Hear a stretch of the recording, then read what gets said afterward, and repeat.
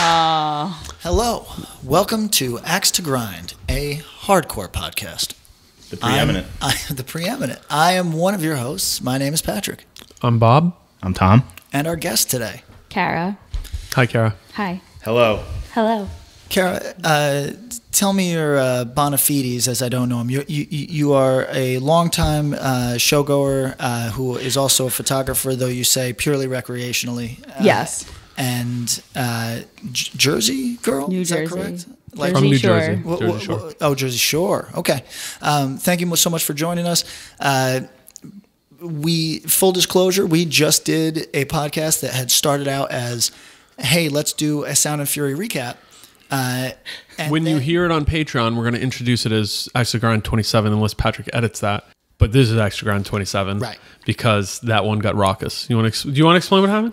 I don't even know what the fuck happened. We had stepped out. You just dipped. Yeah, I know. I really did. I was just like, "Hey, Swank, you want to go outside and talk about hardcore?" And I was like, "This is nothing I want to do." We had Steve from Candy and Backtrack here. He didn't really have much to say, and then Little Steve, I love you. You're my brother. I mean, he's a very nice man. Very nice man. Nice Dude, guy, kid, Very nice person. human. I don't know if he subscribes to gender, to be honest. Okay. And then all of Sound and Fury showed up in your dining room, and it got a little chaotic. It happens. And people didn't know how to use a microphone. Yeah. That happens too. So for A lot of it was like, yeah, it was. I compared it to for people that listen to hip hop podcasts. It reminded me of Drink Champs, Which they got drunk to do that. Right, and we didn't need to get drunk to do that. I think Everyone except Swank who's been in the house with straight edge. So a bunch of straight edge people yelling over each other. But that happens. It will be a Patreon episode because there is the content is good. Yeah, there's a lot to enjoy, but it got a little chaotic. So we're gonna do a quick Sound and Fury, touching on different parts of that particular festival. But before we get there, let's give a little shout out to our Lord and sponsor, who's re-up. Thank you, son. He has Triple B Records. That is, we call ourselves the preeminent hardcore we call ourselves label. The preeminent hardcore Is podcast. that obnoxious? Because I was thinking about that. Obnoxious is all hell, and it's great. It is, right? Here's the thing. I'm like, we're going to get into it. I'm I'm good highly with that. competitive. I am too. And I think so am I, you but gotta, still, I feel like it's kind of... we want to shout out another podcast. We'll get to it. Yeah, but the thing is... Yeah, but in a nice way. I don't know them, so we It's don't have okay. to. I want to. I think there's people who would want to check it out. Yeah. But in the meantime, you got to wear your championship belt. Yeah, we got the belts. I wear it on my shoulder. Okay. Best hardcore podcast. Best podcast. Whoa! Got people in our mentions going, "Yo, I can't listen to other podcasts because Ice Grind does it so good." You know, Is that true? That's real. I'm not Is gonna, it really? I'm not going to. All right, cool. So here's the deal. Thanks, Kara. Appreciate it. Sam at Triple B saw the potential here Early on, and has Early adopter. acted as our sponsor, and we're grateful to have him. I think that you all know, if you've listened before, you go to triplebrecords.limitedrun.com, and also we should shout out the Bandcamp. triplebrecords.bandcamp.com. Right, and you go there. He's got totes now. I know that I sound so Totes. lame because I keep saying textiles instead of the fucking vinyl that like is his bread and butter. No, but that's okay. music, man. Like yeah, I got some music. So you want me to get the tote? I think the tote is actually kind of cool, and I don't like totes. Totes That's are okay. big. Totes are really huge, big. and Totes are huge. But here's the thing: I don't like them until I realize, I need to leave the house right now, and I need a tote. you actually carried a tote. I did. I saw you on the train with a I tote. did. When I band got my DL, had a how to nice get on the New Jersey Transit without. I don't the know. man's got the Buddy. codes. I don't think you should share that because there's. Yeah, we keep that low. I'm not. I gave it to Amanda. I'm not giving it to anybody else. So Really? That's All it. right. For Yeah. people at home, Tom and I took the PATH train today. Is that accurate? New Jersey No, that's New Transit. Jersey Transit. Oh, is it different? You are. Is Yes. that South train only Wow. goes to like Jersey City I don't and know. Hoboken Whatever the hell. and Newark. It's like 3 stops. Oh, We took the path, right? Yes, we did. Sure. He said it with such confidence. I was waiting for you to roll, and I was just going to followed let all it the go. signs to the PATH train. Did I Well, not get on the you PATH train? somehow miraculously. You would not have made it on the PATH train. Wow. A blind squirrel finds a nut. So we took some form of public New Jersey transportation. Transit. I rode a train today. Yes, I rode a train today. The North Jersey and coastline. I'm sitting waiting with the rabble. You know, what I mean, up in the area where it's like a bullpen full of irate people waiting Yes. to get on a train. Tom texts me and says, Get down here with the civilized people, please. It's track 7. And I say, how do you know that? Well, what's going on here? And then he reveals that he is I'm a guy who knows a guy. Yeah, he's down there sipping on something, and you hear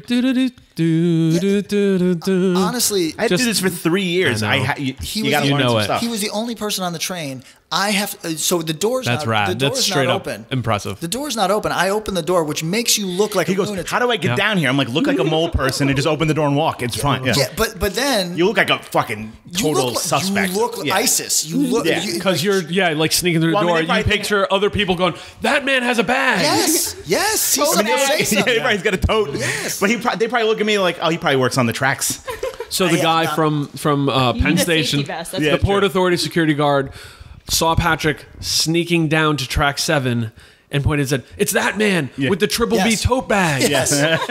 So and that could be you. And the intelligent lion or whatever shirt that you always talk about. So I do like that one. I saw that at Sound of Fury a couple good ones. Nice. So everyone, go check out Sam's wares over at Triple B. Axe to Grind discount code. Oh yeah. Spell it out. Yes. 10% off. Get that tenner. Yeah, and cool. since Tom and I also like music, Kara, I assume you like music as well. Yeah, Patrick I got likes the Fury record. Yes.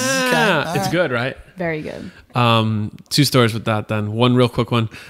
Discussing Fury with a guy who's like, I don't know, I can't listen to it. But he's like, every time I'm listening to something on Spotify, the next song comes up and it's Fury. And I'm like, damn, this is good. The other piece of music, so get the Fury Paramount LP. Antagonized. Went and saw them in Brooklyn the other night. I went to half a show. And did you leave before? No, I was there. In body but not in mind. I was there in spirit. My spirit was there. My body might have been eating mac and cheese. So Antagonized was very good. Sam is in Antagonized. I believe you can get the demo from his web store. If you can't, just keep an eye on it. Put one of those check. Let me know when this is back in stock. It's Aaron Bedard from Bane, a bunch of guys from Mass. Put on a good show. I heard Bedard seemed nervous. Do you? Did he seem nervous? No. His first show without those dudes probably in 20 It's like, this was only his 4th show. That's a big venue, too. But I found that fascinating. I really found that really very... So somebody that was there was like, it was kind of weird. Bedard, for the first time because this is somebody that started going to shows... mid-80s? Maybe right after no, not Bedard. I'm saying right after The Witness was somebody that started going to shows probably as Bane was ramping up. Sure. Right? And so they had only seen Bedard being with this tight unit, you know what I mean? And to see him maybe in that space where you're just starting out in a band and kind of not... because I've always tell that story. The guys in Bane could literally play those songs. If you ask them all, hey, lay down during the middle of the set, and don't miss a note. They could all do it. Oh, yeah. You know what I mean? Drummer included. They could all do it. I bet they're the band who, when they're doing practices, they probably like, all right, you play your guitar upside down. Yeah, and just for challenge. I'm only going to drum with one arm just now. For Let's see how we do this. I say it all the time. Zach and I had a full conversation while he was playing the guitar during his... It was very, very impressive. But the point is that I think it would be fascinating, because I've never seen Bedard in that way. I think it would be fascinating to see somebody who is... whatever we want to call him, a craftsman, or just very good at what he's done, but now has a completely different set of tools around him. And I think that's just interesting. It was cool. I think the band's good. It was interesting because it'd be like if you knew someone who was in a marriage for 40 years.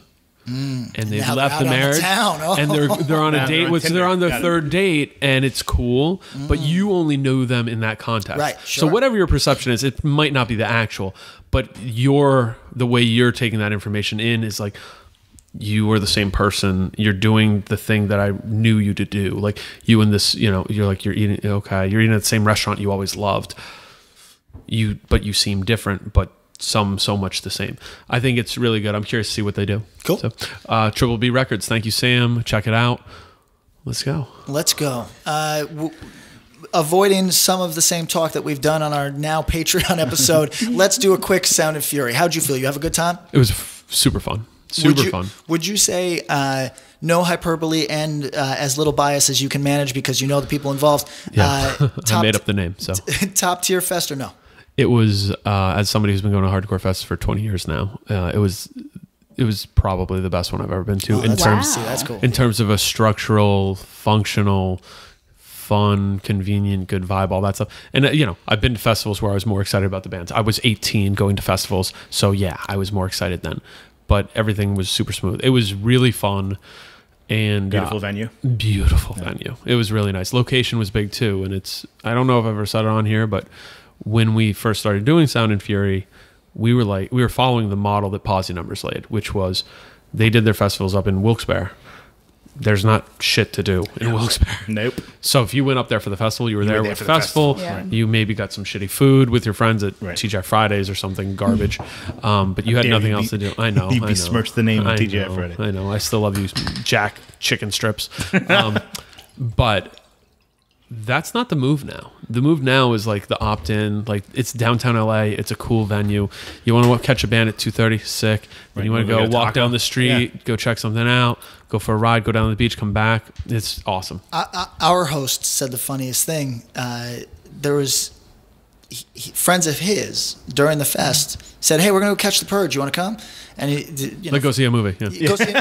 Go see not actually be part of the Purge. Yeah. And go beat up a homeless guy. Yeah. Oh, Jesus. That's what's in the movie. Okay. No, I'm not making it I thought you were bringing that New York flavor. No. We're going to go kill people we feel aggrieved by. For 12 hours only.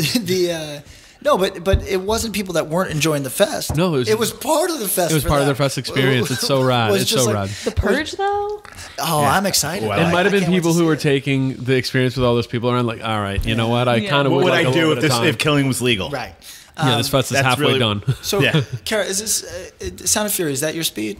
Yeah. I mean, I don't really, I can't do festivals. They're just too long. I get bored. Yeah. It's like a lot. You might go see The Purge, though. I might go to one day of This Is Hardcore next weekend. Okay. Oh, tell us about that. What are you looking forward to? I think I'm going to go Saturday. I think Candy is actually playing Saturday. Well, I got good news for you. I love For the Love Of, so that's like what would get me down there. For the love of. Really? I love. Holy You just exposed your age. fuck. And your Jersey roots. Yeah, that's true. That more than anything. Yeah, like I might know your street address now that you said I like For the Love Of. Yes. And Monmouth County. Colonia. Yeah, right. There's only two. Yeah. So where were we at?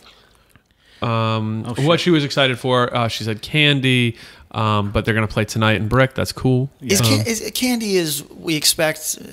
Am I just buying the hype? Or if the record's hot, it's going to be big. Okay. Oh, is the record going to be hot? I think what it did is. they do with this move? We had them on the show and we didn't talk about it. Because it all spiraled out of control. Yeah, it did. Okay. They're recording their LP right now. I don't think I'm giving away any trade secrets with that. Recording with Arthur in Philly. Rizik. Yep. LP's going to come out on Triple B.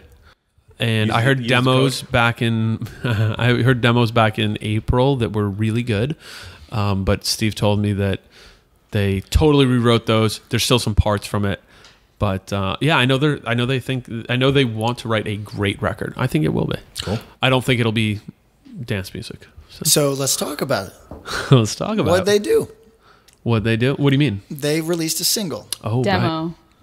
Yeah, what did you think? What did you think? Let's get your thoughts. I just, without listening to it, like put it. I'm a big playlist maker on Spotify, and I make playlists, and I just added it to my hardcore playlist, and then came on shuffle. And you're like, why is Ministry? Why is this? Why is But the I first like Ministry it. record? I do like it. Yeah. I think there's been a lot of people who've given that vibe, but were very surprised. Yeah. But yeah, if you're expecting one thing and then. I think it's a change. The album art kind of gives away the sound. It's like, visually, I like everything that they're doing. Yeah, I really do. Yes, with like the knockoff car logos and logo rips. I talked about that. I was like, it doesn't really match your aesthetic. And they're like, of course it does. I'm like, no, it doesn't. See, you're a dark hardcore band and you have fucking BMW white sweatpants. But it's that doesn't make sense to me. It's I forgot about them.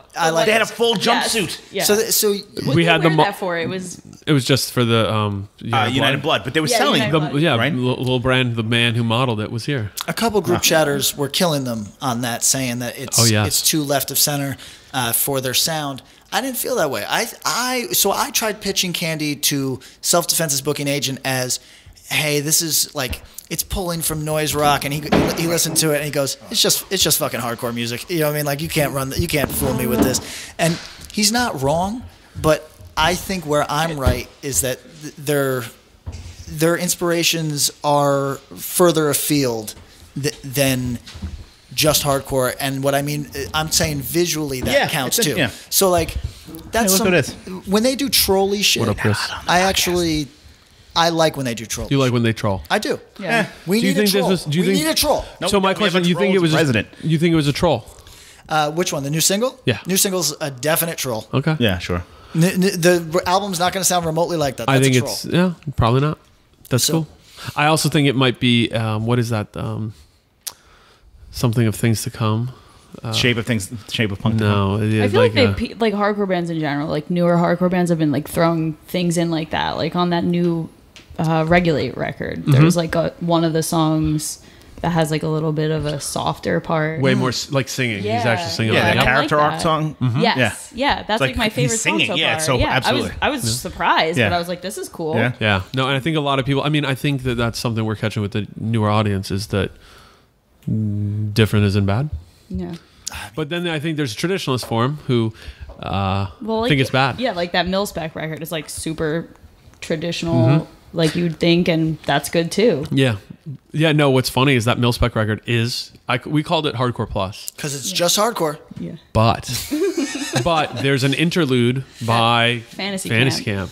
So from the That's Wicca how I Phase. found out about that record. He posted it, and he was like, "Oh, I did this interlude." I'm like, "Oh, let me check this out." And I was like, "This record's really good." Okay, so you follow Fantasy Camp? Yeah. Okay. Is it good? Do you like his music? He's like more of a producer, I would say. Was that the but- guy that came out with Wicca Phase at Irving? No, that was Lil Zubin with the nice falsetto, like the Weeknd. You can actually type kind of voice. sing. Somebody Yes. told me about Beautiful Lil voice. He actually Zubin's called record it, yeah. deal. Yes. Little Zub. Little Zoo? No way. Little Big. what's his name? Lil Lil Zubin. Zubin. Zubin. Lil P Cashless is what we're working on tonight instead of going to the show. I got to rap, man. It's not really rapping. I would say. Thank it's you. More, All right. It's more like R&B, like progressive I can't do R&B, that. like.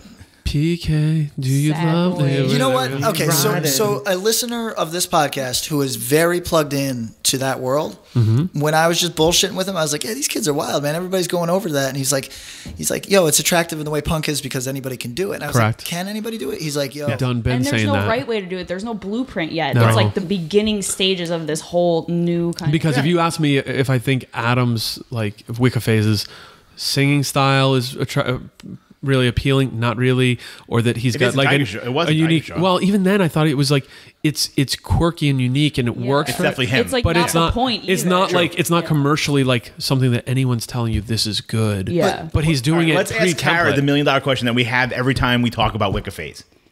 That you think yeah. that Bob and I are too boom bap to be down with this. No, Or but it's you the and opposite. him. Big L is my favorite rapper. Okay. I Is love Wicca that's Phase. the peak of Is it bap. hip-hop? Yeah. Okay. Is it hip hop? Yeah, I think hip hop encompasses things that aren't necessarily like hardcore. Is it rap? Is it rap? Rap. Some of the songs, yeah, like the one. The hit. That's true. I think The hit. I think There's last one song. time it was Yeah. decided And that Wicca Phase you has and so many Chris different were projects, it's too. hard to- Me and Patrick were woke on this. We're and too you, boom you bap. guys were We're like too old KRS school. One. Yeah. Yeah. You were too Brooklyn. You know what though? I mean, like I said though, it's fucking Little Yachty Yeah. by like a skinny white dude. Yeah. That's pretty much all. It's it is. his cousin. It's the same thing. Like that's what like the Migos, like all that stuff is sort of in the same. I think I said yes. Maybe not That's Migos. I said yes. That's true. But I think I think that those artists are maybe more of what we consider classically talented. Whereas this is me saying it as his friend. Wicca Phase, I think you might have to search for the gifts there. Does that make sense? Is that I think he's pretty talented though. I mean, evidently. Those Tiger Show songs are pretty great, man. Well, let's talk about Wicca Phase right now. I'm sorry. Like I said, he has a lot of different projects going on. I think a lot of that people don't even realize. Like he has that thing with John Simmons. From Bounce and Coward. Composure. Yeah, Coward. That's like Oh, he has another thing? Totally different involved in that sounding. too, yeah. They did like a record together. That's, What's it called? I think it's just Coward. Self-titled. Yeah.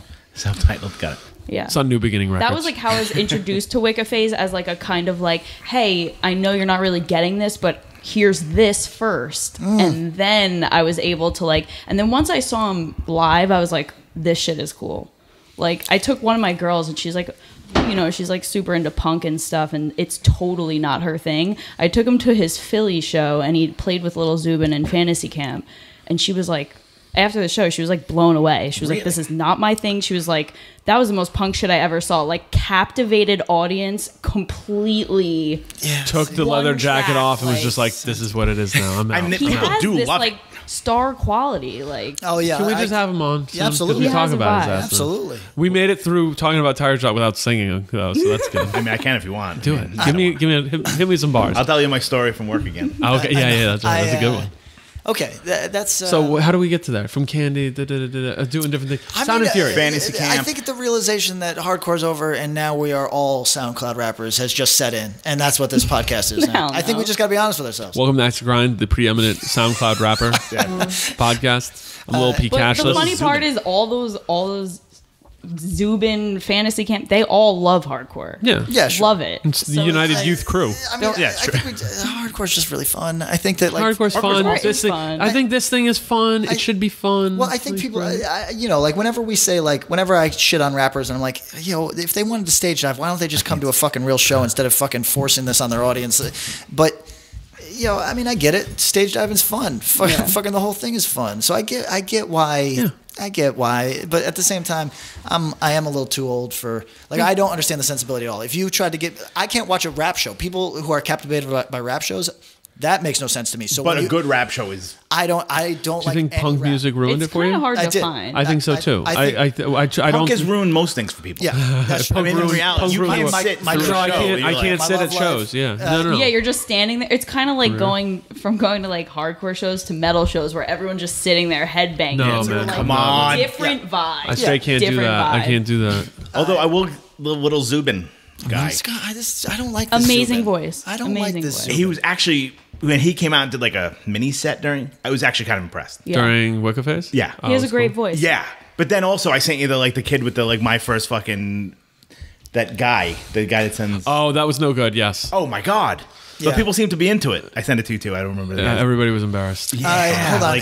There's a kid who I guess is a name that people know that I'm just not plugged in. No, he is. No. He Adam is, in his package.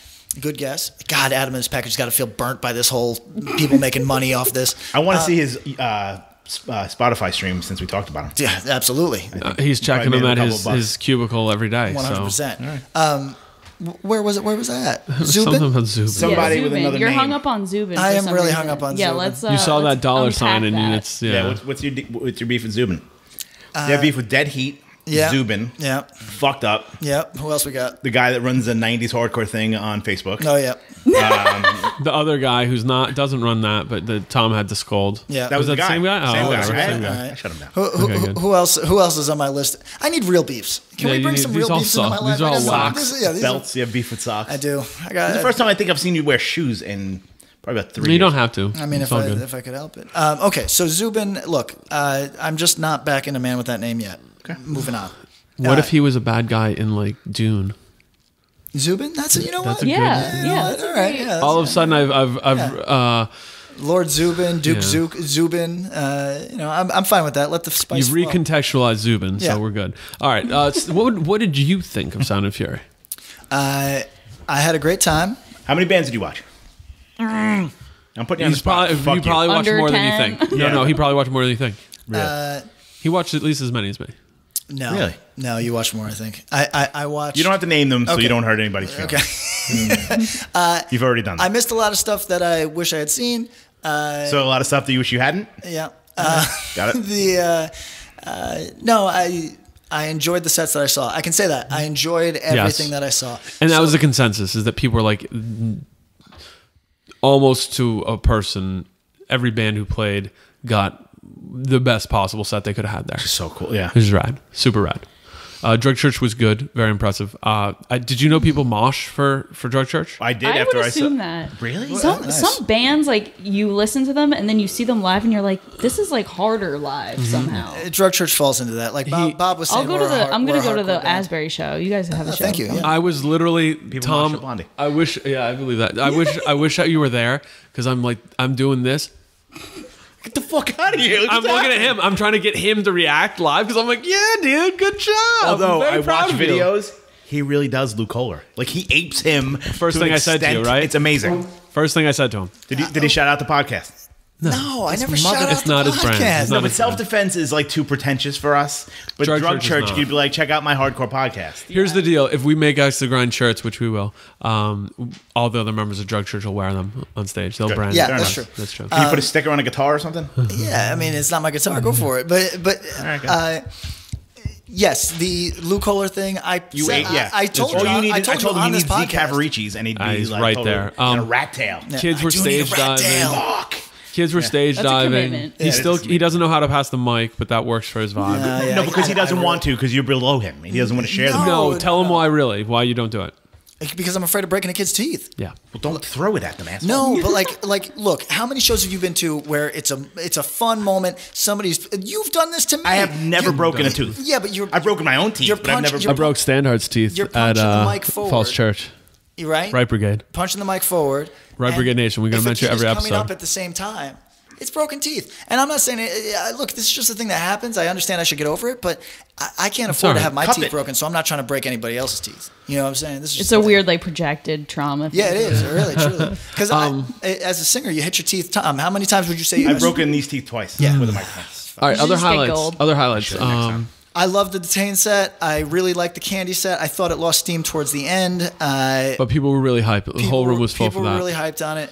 Rotting Out was bonkers. Rotting Out was bonkers. I didn't get a chance to do this. The only reaction I can compare Rotting Out to, maybe I did, was like the last half Heart show. Yeah, it was that level of energy. It was wild. People were so excited for it to happen. This is a shout out. I don't know, like, this is not about their music, so I don't know how to file this. The Rotting Out dudes to the green room brought a very cool energy because their families were chilling the entire weekend. Yes. And it was so fun. Like, I don't even like children, but it was so fun. Except Easton, clearly. Because He's a cool he gets guy. the pass, but it was so fun to have just like. Do they have children? They don't have children. It's like everybody's mom. Cousins, nephews, brothers. It's like everybody's mom. Everybody's this is a big comeback show. That's what I'm saying. That's awesome. But it was. But you know, they weren't. The family wasn't necessarily down for to watch Dead They Heat. were there to hang out. Yeah, they were there to hang, and it was Right. cool. So why have to be Dead Heat? Well, It could have been also or fucking Queen of Jeans. they weren't there to see Queen of Jeans either. But Maybe they were. No, trust me. We were both chilling in the green room during Queen of Jeans. But the fact is that I just liked. I thought that was a cool. Yeah, that was a cool vibe. You know, because it was like you go to a show, you say what's up to your nerdy friends, you say what's up to the criminals, and then suddenly you turn. So and relatable. Yeah, it's true. That's Delinquent life. friends. And then, I have my delinquent friends. Yeah, I have family my- friends. yeah, and then you turn, and then suddenly it's a family of 11, and they're all having a great time, and I thought it was fucking Yeah, cool. you thought you were just with the people you know from Instagram, then you see the people you know from Twitter. Yeah. And then you go in the other room and you're on Facebook. Yeah, exactly right. So that was cool. I'm trying to think. There was a lot of stand-up sets. The thing that people went and when we went through our rundown, we were like lukewarm on some of the bands playing. People seem to really enjoy the diversity. Yeah, that's a such good a look. crazy vibe. Like, I feel like that. It's really nice. The pacing, the tempo. People were like, "How can Citizen play so high?" Because people kind of took a break. They're huge, but they played, and it was like between Backtrack and then Rotting. It was Backtrack, Citizen, Rotting Out. Perfect. They gave people a chance. A lot of people in that room, but it gave people a chance to chill, relax, enjoy what's going on. They played at the right place on that bill, and anybody who thinks differently has never booked a show. Correct. That's just what's up. Exactly. I feel like the vibe, though, was like tangible Whole weekend. through the Instagram, like through videos. You're welcome. I ran that. So Well, I didn't even look at the time. Carry on. No, those two, but like random one. It's just like it was like palpable. Like people were psyched. Yes. There was no Having a like good time. I'm gonna punch this guy in the fucking face. Like maybe during Detain. It was Or during Dare, it was a loving punch during Detain. Oh, we got to talk about the Dare thing. We'll get to that.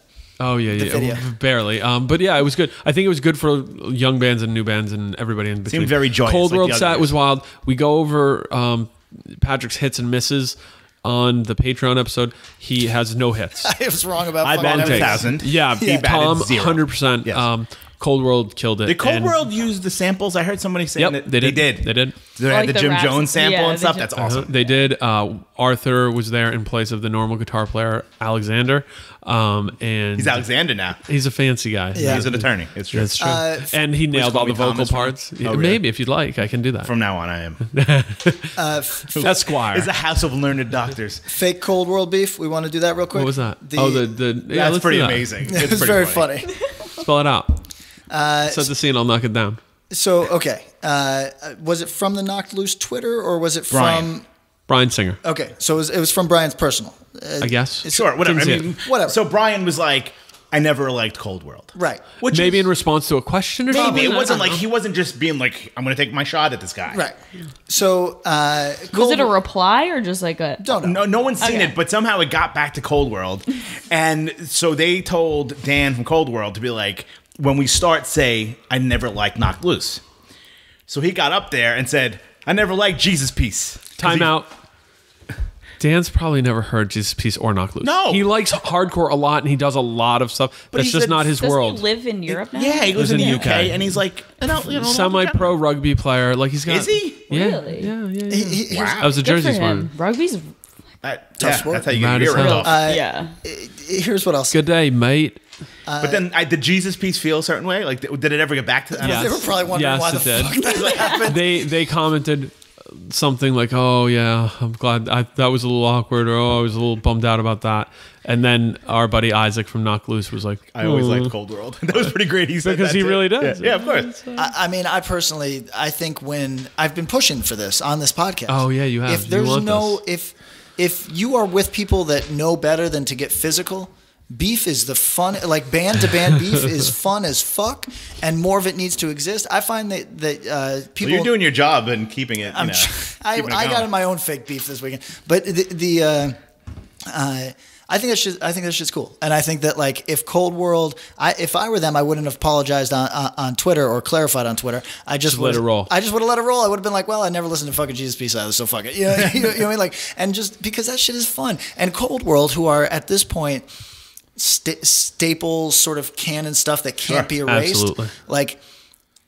I think if they wanted to, not heel turn because it's too contrived, but if they just wanted to be like, look, we're old and we like what we like. I never listen to any of this shit. You know, fuck it. I think that's fun. That would be more fun than Them to be, yeah. Yeah, it's fun. Fuck But it. they clarified it by saying like we never like Knocked Loose. Right. Like so it was kind of Right. I don't need That's any fine. of that. It's all in good fun. So, okay. And now, moving on, we got the Dare video that Barstool Sports. Yeah. Our mentions were so salty about this. So salty. And What? Oh, because Barstool posted like Yes. A video What was of the Dare. caption? it was like wow. CrossFit CrossFit got- something, yeah. CrossFit got too wild or Yes. something. So CrossFit's gone too far. That video was kind of wild. I was like, what exactly? Dare is did happening? really good. Dare Yeah. opened. And Oh, that was- Dare okay. opened on. I was wondering Saturday. what band was playing at Yep. that moment. Yeah, and it was just people like people were doing like Snow Angel. I don't know what the fuck was. It was so those are young dudes like in the 18 to 22 range, real young. Yeah. And Just, like, falling all their over friends each went. other. They opened Saturday, That's awesome. and the reaction was nuts. Yeah. and Okay. that was part of it. Cool. I want to do kind of a counterpoint thing here. We're gonna go Just back gonna do a good. split screen like We're gonna CNN. We're gonna do bad cop, good cop. Well, okay. So we have a silent guest. We're traumatized from the previous episode where too many people were in the room. So, Right. so Chris, We have a Not friend talking here today. that's not allowed to talk. Chris from Massachusetts has come in. Text me your answer. Central Mass. Boston Chris has come Western in. Mass. and- Central. And he Providence, Chris. He's being quiet, No but gotta. I know that this is a topic that you feel strongly about. Is mainstream press Oh, covering God. hardcore shit? So I'm going to ask you into this this wasn't really conversation if you got anything to say, making fun of it. because I think you and I got Oh, two were different that- you- I approaches guess to Definitely this. making fun of it. It wasn't. Yeah, I mean, I might have said this on Twitter. Say the fuck out of hardcore. I'll say it for you. There you go. Thank you. No problem. Who cares? It's stupid. Like, they don't get it. They're not going to get it. So I don't see why. Like, I saw people being like upset in one direction or another. People like, need something to be Upset about. mad like at. I would be more like annoyed one if direction. someone had like voluntarily done an interview with someone and they made them look stupid, and I'd be Right. like, These are just you knew that facts was about going to it, happen. yeah. This was some stupid site saw your video and said something silly, and I don't need to get offended. I saw a worse one from somewhere else. I forget where it was like stupid white kid shit or something like that. I don't remember the exact. It wasn't as harsh as that, but I mean, yeah, they're not hardcore's wrong. kind of Where's the that. lie? It is stupid. white Hardcore's person. kind of that. I thought that one was way funnier than the CrossFit That was on like thing. the shade room or something. I don't know what it was on, but yeah, I think it's stupid. If you're upset about it, you're stupid too. Okay, so actually, Yeah. Chris and I are on this. Who's not there? Our timeline. I'm know. actually shocked to know that people are that upset. People are salty about it. as Barstool fuck. sucks. Well, I that's mean, why I think people were excited. it's Were trash. mad 'cause Like, it was how could you Barstool. get Yeah. mad at it? It's But I think that's why people That's got why. mad because it's such like a bro-tastic. But the thing. bros that read Barstool, they Yeah. don't get it. No, they don't sure. get it Yeah, at all. to that, the literal first comment I saw on the Barstool thing was some weird pro-Trump, wacky, look at these dumb liberal kids thing. So that kind of speaks to the audience that you're getting upset about seeing. You think that people who like Donald Trump also really like Barstool Sports? That's so weird. How? I don't... What? Weird. It's like a jock thing. It's garbage. Here's my thing. I don't know a fucking thing about Barstool Sports. I know that hardcore is objectively goofy. It's a "Make America Great Again" hat on a fucking Sports Center. Is that what Barstool is? Okay, so with like some fucking bikini models too and ogling. So it's like the Man Show meets Stuart Scott. So it's mostly like girls in bikinis and shit like that. Yeah, they do like hot. A lot of clickbait. It sounds like hardcore's not for them, and Barstool Sports is only somewhat for me. You know what I mean? So the thing is that like. I personally think, you guys tell me if I'm wrong. Kara, get in on this. A tradition on this show is telling me I'm wrong. So if you jump in. I'll do my best. It's pretty easy. I have given a significant portion of my lifetime to playing small rooms, mostly hardcore or adjacent music. In your metal bands. In my metal bands. Right, got it. And I can look at it and say, I care about this very much. It is also goofy as fuck. That video of Dare was, pretty goofy by any standard, goofy as fuck. Saying, hey... Have you ever watched a video of anyone moshing? Right, exactly. Oh, come on, exactly. Man. So that's like... I mean, a video, like, I've had a guy that I, like, was hooking up with send me a video. Like, someone caught him moshing on video, and I was like, this is the worst thing. Was that like a sex? You could show me. He was trying to get you check me out. I think he was more making fun of himself, but I was like... I can respect that. I was like... Did you gotta be clear with your intentions with this one, because this is... I don't think like, check out my style. Am I supposed to laugh here? Yeah. Right. Oh, wow. Yeah, there's no way to answer 14, that. Yeah, I don't like, look at my boyfriend like, punching somebody. I was like, wow. That's a... bold. No one looks cool. But you're moshing. right. It's goofy. It's like out of context. People. I mean, even in context, it's part of the social contract that you're like, yo, this is funny, goofy ass shit, and I'm having a great time. You let go, and you're expressing yourself. Right, you know what I mean? But how often do we go stop fucking moshing on the stage? Oh, sure. We do the same thing. We're like, all right, asshole, we get it. So a lot of that. I do want to shout out the kid who had really good style at Sound of Fear. Now, I think he should have not been such a stage potato because he was standing up there, but he crip walked into a stage dive. That's kind of hard. And he did it very flawlessly. It was very smooth. What about, you ever see that one dude that stage dives on the stage? I forget his name. Yeah, big kid, right? Big dude, but he literally does like a spin and he lands on his hip. I'm worried for him. I was making fun That's of him. That's a move you see. I see it a lot now. I don't see it that much, and I was making fun of him, and then people were like, "Nah, he's just demonstrating." That's what he does every time. Like he'll literally do like a flip dive on his hip. Oh, he and land on the stage intentionally. No, so the thing I saw that was a bad trend was people stage diving, but diving onto just the front row, and even just on the front row, the upper 2/3 of the person, so they could land on them, smoosh them down, and roll right back on the stage. Yeah, I don't care for that. There was a whack look. I saw it happen to some smaller people. I really think you're supposed to get as much air as you can. I'm a believer that you're supposed to clear the first two. You know what I mean? Time and space, up and how far. Right. Yeah. So okay, it all makes sense now. That's why it turns out it all comes together. So the more you know. Nate landed on Pat at the Sound of Fury. He did the Superfly dance. That's what it was. He said he looked up and he just saw I'm looking at the man's the sun was blotted out by his fucking giant visage. And he looks like he's an extra from a Conan film. So I just got this. Does he have a shirt on? You know what? In my head, I mean, I've seen him in his underpants. In my head, he was wearing a vest with no shirt, but that could have just no, he definitely could have just been because I was scared. What kind of vest with no shirt? Like canvas, denim? Let's just say a fun pleather. The dude, it's the guy from God's Hate who's a wrestler. Yeah, big guy. Oh, okay, that makes sense. But he's 6'3", 275 or something. Yeah. He's a big man. Oh, and no. That's a hard style. Yeah, he landed literally half torso first on Pat. Are you good? So yeah, of course. Okay, so how you doing? You want to do the intro? We got another man. So today we had a busy day lined up. We had one guest on earlier that turned into 15 guests. We had Kara, thank you very much. And we were supposed to have Now that I'm thinking about it, if I may interrupt you, that podcast turned into that Dare video. Yes. Oh, yeah. Just dudes on top of people. Yeah, it was fun, though.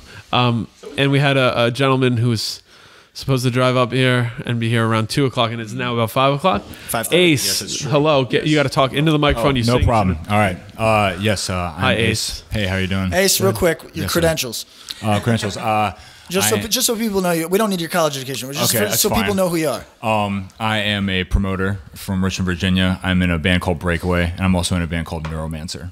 Wait, say Neuromancer in like a spooky voice. Neuromancer. There we go. I like Okay, there you go. Wow. Wow. And an author. I did write a book. Yes. Okay. I got some gigs for you also, by the way. Wow. Okay. So, All right, sounds good. So, Ace, we're doing a little. Do you know our guest, Kara? I do not. No. Kara, Ace. Pleasure. Ace, Nice to meet you. This is Chris. He's from New Hampshire. Hey, Chris. Central Mass? Yes, correct. You got it. We're making shirts with that. Yes, Chris from French Canada. We're talking a little bit about Sound and Fury, but in a kind of a increasingly abstract way. Okay. We also, if you want to backtrack, we had a lot to say about Little Zubin. I hate his haircut. Are you part of the Goth Boy clique? I'm unfortunately not a proud member. Do you like that kind of music? Not at all. Okay, that's good. I like that. I like that you reflected on it as if you're gonna Ace occasionally he's a very smart man, so that often means he's diplomatic, and we're going to push for him. It's very to be diplomatic. Caveman Ace today. Okay. I'm going to try to get That's- you to give some hard answers. So you want- or like You want Mr. Hyde? You don't want Dr. Jekyll? you today? might need to take the glasses off. Exactly. Like we're going to get and mess your hair up. So Sound and Fury. Yeah. Any other final thoughts? Because we basically did an hour-ish that just devolved with 15 people on mic. Yeah. Other things. I had a great time. Southern California is the best place on earth. True. Apparently, Fat Burger now has the Impossible Burger. That's what we were told. For vegans, that sounds like a delight. We instead ate 4 meals at Whole Foods. We ate at Whole Foods nonstop. Yep. Shout out to Mac Miller who had us as a guest. Shout out to French toast bread pudding. Looked great. French toast bread pudding I wish was I really wanted. good. I wanted it. It really. If it was vegan, I would have shoved it down your throat. Yeah, little bread pudding. Yeah. Oh my god, it was amazing. French toast bread pudding. So shout out to Riley. I thought he did a really good job. Shout out to Riley and Martine. Martine. I don't give him the credit He deserves. did I always amazing. say Riley. Yeah, so They both did Shout out amazing. to and Madison And who Maddie. helped. Shout out. Love to you, all- Maddie. It was a very fun fest. Whole thing. Would play or attend. Shout out to Jason Tarpey. We had a good conversation with him. Iron Age, and we're gonna have him on when he comes to New York at some point. Some point, they're writing a new record. You know what? Wow. Let's say this. We don't kill motherfuckers on this podcast, but sometimes we are truthful plus. Truthful plus. And shout out to all the people that we have been truthful plus on who came up to me and I didn't know if they were going to shoulder check my face because they're all bigger than me or say what's up. They all leaned in and said, big fan of the podcast. Yeah, but rad. Yeah, so much positivity. Yeah, It was shout really out to those of you that get it. positive, That's cool. positive scene, and shout out to our buddies from Brownstone, Oh, the clothing dudes. okay. Who Oh, yeah, sure. those dudes were rad. Yep. They're based out of LA. It's right over here. I'll grab it for you. Had the nicest thing. They came up to Patrick had just finished with Drug Church, and I don't know. We were just sitting there, and he was talking to some people, and they heard my voice, and they're like, "We know you guys. Axe the Grind. Oh shit!" Yo, okay, so Love the voice recognition. you know what we're gonna do? So, on a separate podcast, I'd like to list all the endeavors that we know of that are not hardcore related, but hardcore dudes and women and whoever are sticking their fingers in. That's a and- side. and That's branching out. That's going to be some side episodes where we Yeah, it's interview cool. people doing that. Because It's a really good idea. I like that. there's a dude from upstate who's doing like the coolest fucking wargaming shit I ever saw. Like there's just people doing things, and we should give them a platform of some type, or at least a shout. I want to do some interviews. There's people doing really cool stuff, and if there's anything that you should learn from hardcore, is that you can do cool stuff, whatever it is. You know what I just mean? do like side work. I think it's important to like highlight that it's part of the community. Yeah. you know? Speaking of, let's. Yeah. You want to do some So photog you shit? you take pictures. I have to be honest with you. I don't like photography. So You're, no. Quick time out. No. I don't like- No. Everybody has to stop. You're one of the most visual people I've ever met. I don't You like prefer photography. photos. You look at so many photos. of Movies. things. I look at photos all day. Photos. Do you like movies? I like movies, but I believe at one point in life you Does told me you preferred cinematography mean stills nothing? of pornography as What opposed to about actual photography video. do you not no, like? I'm not serial killer. Do you not like It's doing such a That's for debate. it's such a weird thing not to like. No, Do you here. not like doing it? I don't know Do you why not I'm like- shocked. Let's speak to that, Mike. Hold on. Am I not being loud? You're- No. Get into the mic. You gotta- So here's the deal. So do you think that? Patrick's den. That was a good punishment. Deaf in both. That's what you ears. get for not liking photography, So- you fucking heathen. Here's the deal. Everybody in self-defense has become a photographer. And some of them are good. Some Good of them side are, hustle. Some of them are. Good side But hustle? no, they're like art photographers. Like Alan is like in a graduate program in Berlin. But it's all this shit. And they're pretentious. Yeah, that's like the most that's- pretentious yeah. end. Please of it. stop I am at the right there. Bauhaus. Guys, we got to talk on this, but we should do some podcasts. We'll do an episode where we feature people doing non-hardcore stuff, but they're hardcore people. Now, all these guys in my band, these hardcore guys, are doing this other shit. They're taking photos. School for stuff. Yeah. Listen, but so this is Kara. This is going to sound rather disrespectful, and I just would like you to take it in stride. I'm so sick of fucking photographs of. Here's my attitude on photography. What was that? Here's Here's my photography. I don't like it. my attitude on photography is it's all shit I seen before. So so I don't need to look at it. I already seen it. You know what I mean? So that's my attitude. I have the reason why I shoot is kind of like, I think it goes well with what you just said. It's all shit I've seen before. My whole thing is like preserving the way things look right now, because you look at photos from 10 years ago in New York City. Yes, so many New York City street photographers, so much of the same thing over and over, but it is interesting to see how things change over time. And That's like, true. Things aren't there. Now they're this. Now there's a CBGB's in the airport. Right. And it's like, you know, there's... Best CBGBs I like ever. preserving, Nicer just bathroom. taking pictures of things as is, no planning, and just like, here it is. All right. So as a photographer, do you feel a certain way about just like Instagram photographers, like someone that uses an actual camera as compared to like some schmuck with a filter? I don't think it matters. No? I do follow. I like your forget her energy. name. I follow one girl on Instagram, and her photos are all either film or her phone camera, which I was interested to Wow, find okay. out after I read an interview, and I was like, good for you. Like, you're using your phone. Like, anything could be good. Do you know what I mean? Like, I've accepted a challenge. So sometimes I say things that like sound like just grandiose nonsense, and like for example, I believe I can land a plane without any sort of training. And I have a friend who's a pilot who's like, no, certainly not. You'd kill yourself. You'd die. And I said, well, then let me try with your plane, and we'll see how it goes. Anyway, point is, So the real challenge is people who have nice things don't want you to ruin their nice things. Except for Brett. But I'm a big believer that Yeah, we'll talk about that. you're capable of amazing things, and one of the amazing things I'm capable of is, I think, so my bandmates have challenged me. I told them that that I could place higher in any sort of photography thing than them using my iPhone camera. Is this something you dickhead to all the self-defense people, not just the drug church people too? Just when it is necessary. Just when it's photography. Is that a 10? No, it's not even a 10. This is like an iPhone 4, and I'm still going to beat them up. No, he fixed it. Well, here's the deal. it's definitely a 6. I mean, you Is that could a do, 6? you could It's a do 6, something yeah. in the right lighting, daylight.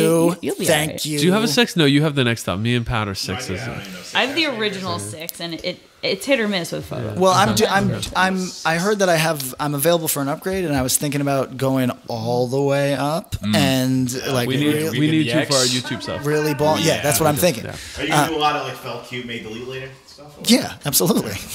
So, okay, I'm sorry to interrupt you. Your bridge after I just So your band's gonna judge your photography. no. Can Kara be one of the judges? No, I'm entering competition. accredited photography. What do they call them? I don't know. That's like meaningless to me. I feel like. Yeah, I know. Competition-wise, No, like, there's a contest for everything. Talking to I these feel like there's got to microphones, you be. cave people. I feel like there's got to be a photography contest somewhere. You can Right in. There's like probably this. a million, big, but I deep, feel real like deep in very here. weird Sorry if I'm far away from the mic. No, now photography you're too content. close. It's also I feel different. like the mic discipline in this room been is bad. lacking. Kara, your posture is good. I You're moved my killing mouth it. away from the mic to These breathe. guys are atrocious. I know. Trying to share one mic, man. We need to get more mics. We'll get more. I'm scared of more One mics mic. now after There's the other fucking people. Here, I'm debacle. gonna that we hand- We just- could have 8 people on mic. like, Easy. just So we would have had it. make like a motion. Right. Hey, Pat, here's what you Don't know yell! what? Don't yell! When you have somebody singing along, here's what you do. There you go. Oh, nobody has ever moved that slow. Nobody has ever moved that slow. In the moment, Okay, let me reel it in. Kara, how'd you get interested in photography?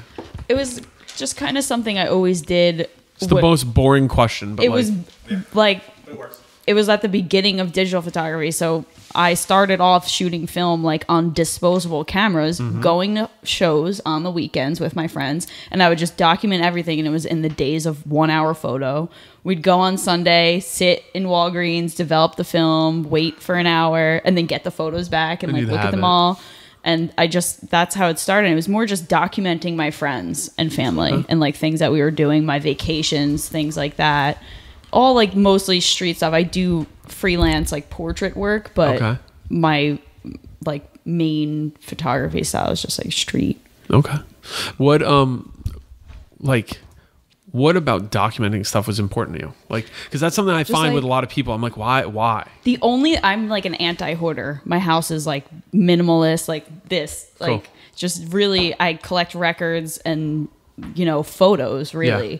So it was more of just like, I save concert tickets and I Okay. save photos. So it's like, I'm like, oh, this date, like, oh, I went to this show on this day and that's when that was. And I just love looking Okay. back. And like, I mean, my friends are really appreciative of it. They forget how much photos Well, because I like, take. do you guys have the friend who's the photo friend? Brett who was here before. Yeah. He's the photo. I he am has, that friend, okay. yeah. He has the It's- whole box. When you go over there, he's like, yo, check this out. It's like, Yeah. oh shit. And it's like no one ever saw I'm not that. all I don't these, have like, many. yeah. You know. Or the kid, as you said, like ticket stubs or whatever. Like the kid that collects every flyer. That seems in the moment like, oh, you're kind of on some weird spectrum where you're just you're Yeah. doing some weird. And I'm not saying you on a are. spectrum. You might be. Yeah. I'm telling you, you might be. But- Well, you got the. Could be. But that's an okay place to be. I'm not dissing that. Nah, Did you I say mean, you might be? Yeah, I did. In like we all collect stuff. Yeah, I know, I but don't. yeah, this fucker. I wish I didn't. No, the date thing. But I had a friend who's a dear friend. Like, yo, that's awesome. She had a calendar. She wrote down what she did, highlights of it every day, and Right. like has referenced it to me many years As later. a super organized person, I absolutely love that. Yeah. Yo, I have a because- planner and it's Yo. like so important. Imagine if when you were in middle school, you started writing on your calendar what you did that day at the end of the day. I've done that. I've done that with wall calendars. also, if, Spectrum. No Yeah. offense. I love I know it. people I love that have like Yeah. written down like every show they've ever been to. yeah. Starting in like 1988. Yeah. this is also worthwhile. That's so sick. It's wild. It's Yeah. worthwhile if you're a criminal as well. Yeah. True. You're right. Well, there's there's those. Exactly. I forget who they were. They were crooked cops, and they were brought up on the stand, and a bunch of them were cooked, except for the one guy who kept such Thorough notes.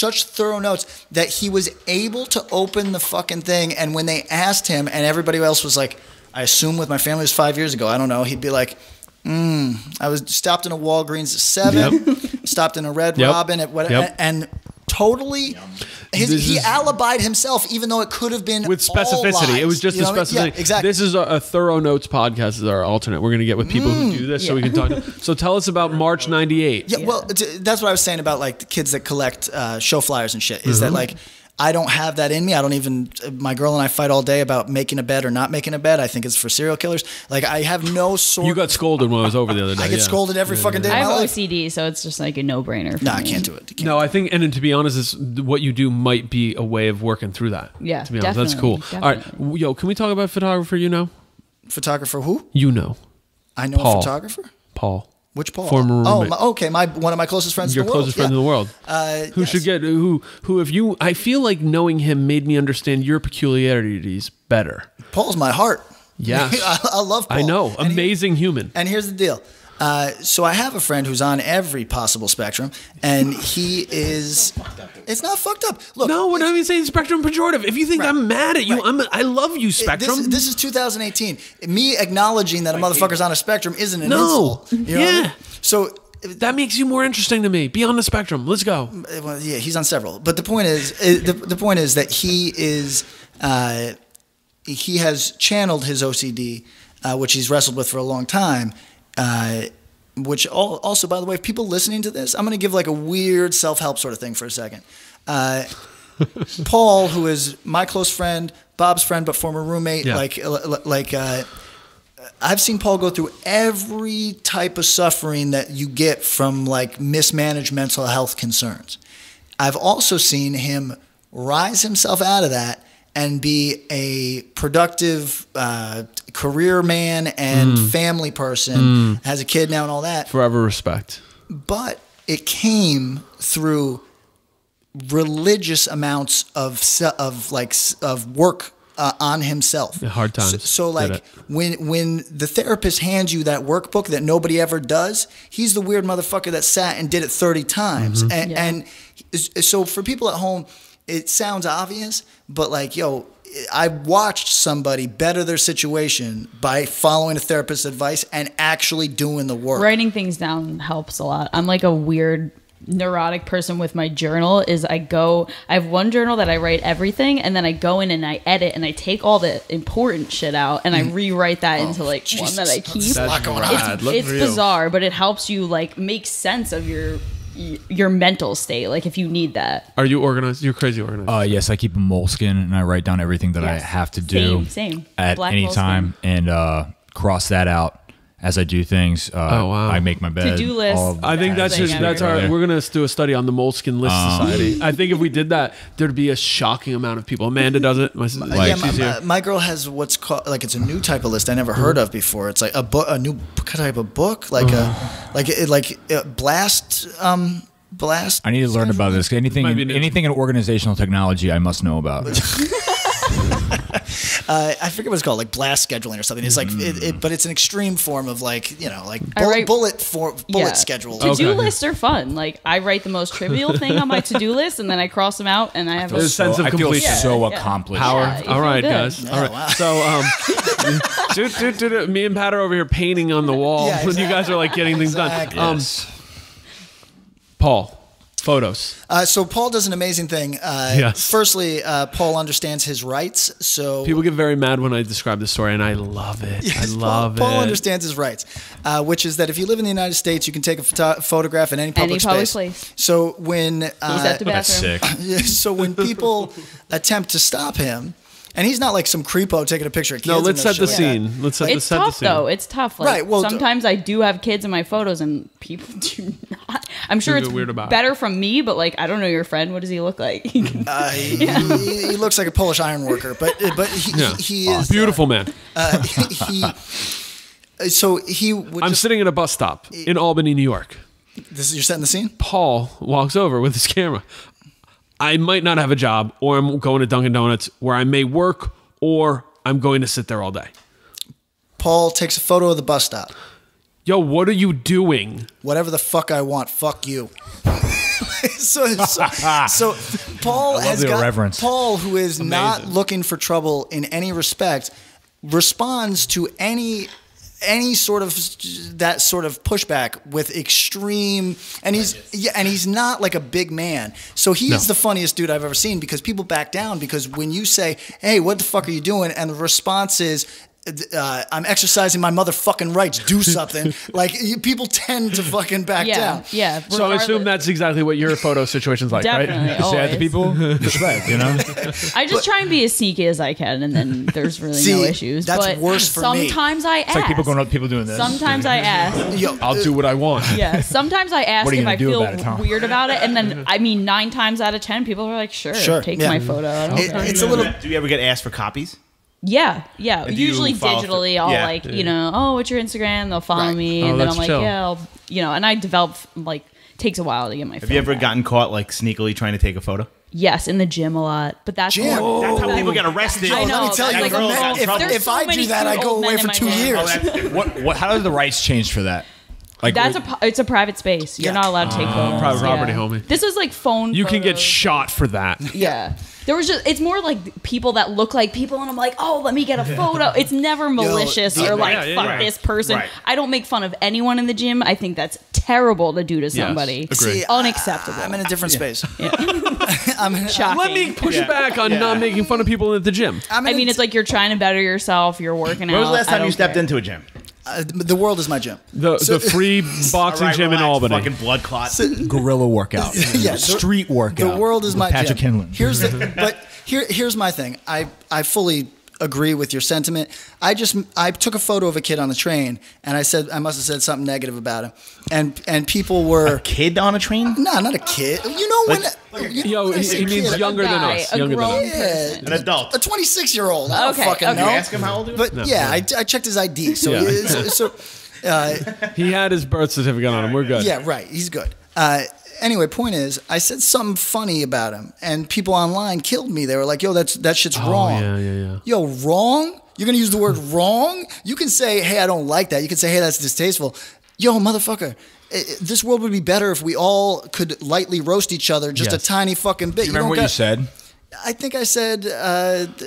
Ha ha, fat clown. Ha ha ha, fat shitty. No, fat, he wasn't fat. even He was a fat. He shamer. wasn't even He was fat. shaming. Was it more He was like- shaming. Let's go. Was it more aesthetics or honestly, sometimes you got to do that. It makes people stronger. You know? See, but that's my position, but not everybody agrees. I know you they all don't. got It's helicopter unfortunate. parents out there. Anyway, the point is that no, he wasn't fat. He just looked like I think he looked like he was at the drive-in in the year 2017. So I took a And that's photo. fucking and was funny. Like, And you made fun of him, Yes. and that's it. You know, but like, but all my right, sure. point, my point is that like I think that like I don't think this is the hottest take in the world. I think that there is a difference between lightly roasting somebody because it is a funny fucking situation or their look is funny. It's like when people take photographs of me at a show. Oh, and you got the weird look. I look horrendous. Yeah, but 90% of the photos you take, like I've done digital show photography too. Nobody looks cool. No, you're throwing out 95% of that. Liam There's like Gallagher 10 looks good cool. photos. Everyone else looks terrible. Yeah, they're Yeah, he doesn't move exactly. especially vocalists. You're making weird faces. Like, Sure. you know, it's You're sweating. Yeah. Well, maybe not you, because you know. I chased a guy for like 2 blocks because he had a leather duster with 4 Punch lyrics on it. What is that? I've seen a picture of that. That was my handiwork. Oh, I chased really? him down. Well done. He had the positive youth will always remain, and I was like, and I literally, and I was like, what the fuck? He had a leather duster, and I literally That's chased wild. him coming out of the PATH train, Pat, Jersey. which went to World Trade Center. I like chased him down to, like, I mean, I didn't ask him. I just took his photo. Okay, so check this out. I need to get that duster from Nerman. Here's a photo. you do. Here's You a need that. photograph of me. Is this the one I sent? I was just looking for it. It would Yes. be ludicrous if you didn't ridicule this. It would like if you see this. You mean and like don't- from a talent standpoint, or you specifically? No. You want to be made fun of? Photographer. Yeah. Shout out to the I photographer. mean, you look like you look like the king of the trailer park. You know? Razor blades Whoa, and your spinners or shit is something. zoomed in as Yeah. hell. Look- No, it's just his font. Wow, that doesn't look like you at all. It's the least But the flattering photo photo is of all good, time. right? If you know, if like I don't know, But yeah. my point is that like my point is I look like I'm being struck. Exactly, like But motion. Ghosts are getting Yo, your ass, dude. it's like the most hardcore photo I've ever seen of you. I'm the most hardcore man you've ever met. But That's not true. here's the Who's the most hardcore man you've ever met, Bob? Me. Oh, okay. here's the Great point answer. is that I hope that the comments on this are roasting me because I'm atrocious looking and it's okay. Yeah. It's all It's right, okay. fam. It's It's all all right. right. Yeah, That's true. I know, but not every. I mean, with things like But not that, you everybody's have putting to- themselves up on stage, I think, you is also the have to deal. consider people's background the and like world's the a stage. things that they've gone through. But like you said, like a certain amount makes you stronger. You know. But yeah, like, I'm not suggesting like we walk behind people being like your body's imperfect and I hate you. Yeah, I'm yeah. not saying that. I'm You just- mean I your have a- Thursdays from 4 to If I 8 in roll up in my Brooklyn? toe shoes someplace, someone takes a picture and roasts my ass online. Right. Wait, what are you wearing? Like Toe those shoes with Yo. like that are just Oh, individual yeah. toes. Someone made fun of my ass for that. You know what? I'd be like, maybe I should reconsider wearing these god awful well, shoes. But if you have those in all black, I think that's a Or you're neuromancer like, this look. is I could do that. exactly I could why do that. would. Yes, Yeah. or you power through and you Yeah, say, or you and say, I fucking love this. Yeah, you say, Yeah, guess this what? is what No I'm doing. stranger who I have no reason to value their opinion could ever Oh, alter there it my is. fucking viewpoint on toe shoes. You know what I mean? I think Yeah. toe shoes are cool. Bob is freaking I out have of the like picture more of of the an duster. issue like making fun of things that people can't change. Like things about them. Absolutely. You know, Right. like if it's your clothes you're or not gonna like make your fun of, like, a attitude, burn victim like or something. Right. If I'm Yeah. running up on a guy and being like, "Oh, you've got like a big goiter," well, that's a weird hurtful vibe. But if I I'm am laughing. But if I'm just like, well, but that's the thing, right? Is that I think I might be able to handle that if I was goiter guy. But but not everybody can, and I respect. And not everybody can, and I respect that. But if it's just like a willful, like, hey, You have to know leaving the house that you dress like an asshole.